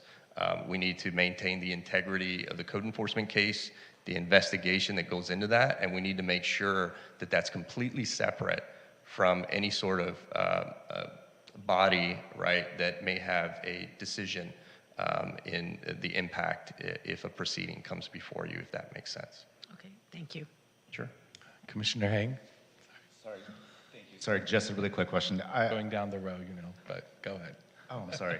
I think I sense Commissioner Eisenberg's concern. I don't want to speak for her, but you know, perhaps there's an establishment that has applied for an after-hours license that had complaints where sheriffs were called twice in 2 weeks, where people were detained and went taken into custody. You know, I think that's what she's getting at. I'm not sure, but Not exactly. To my understanding, this particular establishment is not asking for an extended license. It's a place where there have been chronic problems that have yet to be resolved after repeated interactions with the city. And again, that would be something that we would not be able to provide information to the Business License Commission or any body of that matter unless that's something that is following set protocols and set processes. Any sort of litigation that the city potentially considers to enter into, is, from a civil perspective, brought before the City Council, and that is done in closed session. It's not something that is done and is publicized in a public forum, and so it follows those guidelines. But if it's something, again, that staff's initiating, a public nuisance abatement process, as I mentioned, or modification, suspension, or revocation, there's already in our municipal code set guidelines and steps that we absolutely have to follow, but that is initiated by staff. Thank you. Commissioner Lowe. Danny, it's been a pleasure working with you. We've had so many years of service together, so I really appreciate all the work that you've done as well. So thank you for your service with the city. Deputy Attorney, we haven't had much to interact with, but I do appreciate all the work that you've done as well in the last few meetings that we've had together. So thank you for your services. Vito, I'm excited that you're, helping us with this new commission that seems like it's budding, and you're joining at a proper time because there's a lot of new folks here. So you're just stepping right into it, and you're doing a great job. So I can see that we're in good hands. Thank you very much. Jessica, it's been wonderful watching you over the years, starting out at the City Hall and, matriculating over to this side of the fence, and you've done such a great job handling our meetings. I really appreciate all the things that you've done as well. Congratulations to Commissioner Yosipov and Commissioner Yang on your reappointment, and all the other commissioners for your reappointment. Commissioner Eisenberg, it's been a pleasure working with you personally and professionally. Yes, let's definitely stay in contact. Congratulations, Commissioner Saltzman, on your appointment. And Chair, it's been great working with you as well. Thank you very much. Jordan, congratulations first and foremost, and I'm really excited that you're going to be joining this commission. I think you're going to be bringing some really great energy into this group, so I wish you well. Thank you, everybody. Thank you. Commissioner Saltzman? Thank you. The hour's late, so I won't belabor this, but I just want to thank the staff and my colleagues. It's been a great experience, and I appreciate your help and all you've done to make it a good experience for me. So thank you. Commissioner Yusupov? So I want to congratulate Commissioner Saltzman on appointment at the Public Safety Commission. I wanted to thank Commissioner Lowe and wish him best, and hopefully we'll see you back sometime, at least at our meetings, and congratulate my colleagues on reappointments, and thank the staff for their hard work and working so late, and hopefully we will have a productive next year and term. Thanks. Oh, and welcome to Jordan. Happy to see you here. Thanks. Yes, welcome to Jordan. Yeah. Thank you. I do have an application in case anyone's wondering, for Business License Commission, so hopefully I'll be appointed at the at-large. We'll have to wait and see until May how that happens, but I definitely love serving on this commission, and I'm hoping to come back and serve with all of you who are reappointed, and with Jordan, and anyone else who's new, and wish Commissioner Lowe and Commissioner Saltzman the best of luck in your next moves. And it's just, it's been a real pleasure being chair, and I hope to be back with you all very soon. So with that being said, I would like to adjourn the West Hollywood Business License Commission to its next regular meeting, which will be on Tuesday, May 2nd, 2023 at 6 p.m. at West Hollywood Public Meeting Room, Council Chambers, 625 North San Vicente Boulevard, West Hollywood, California. We'll see you then.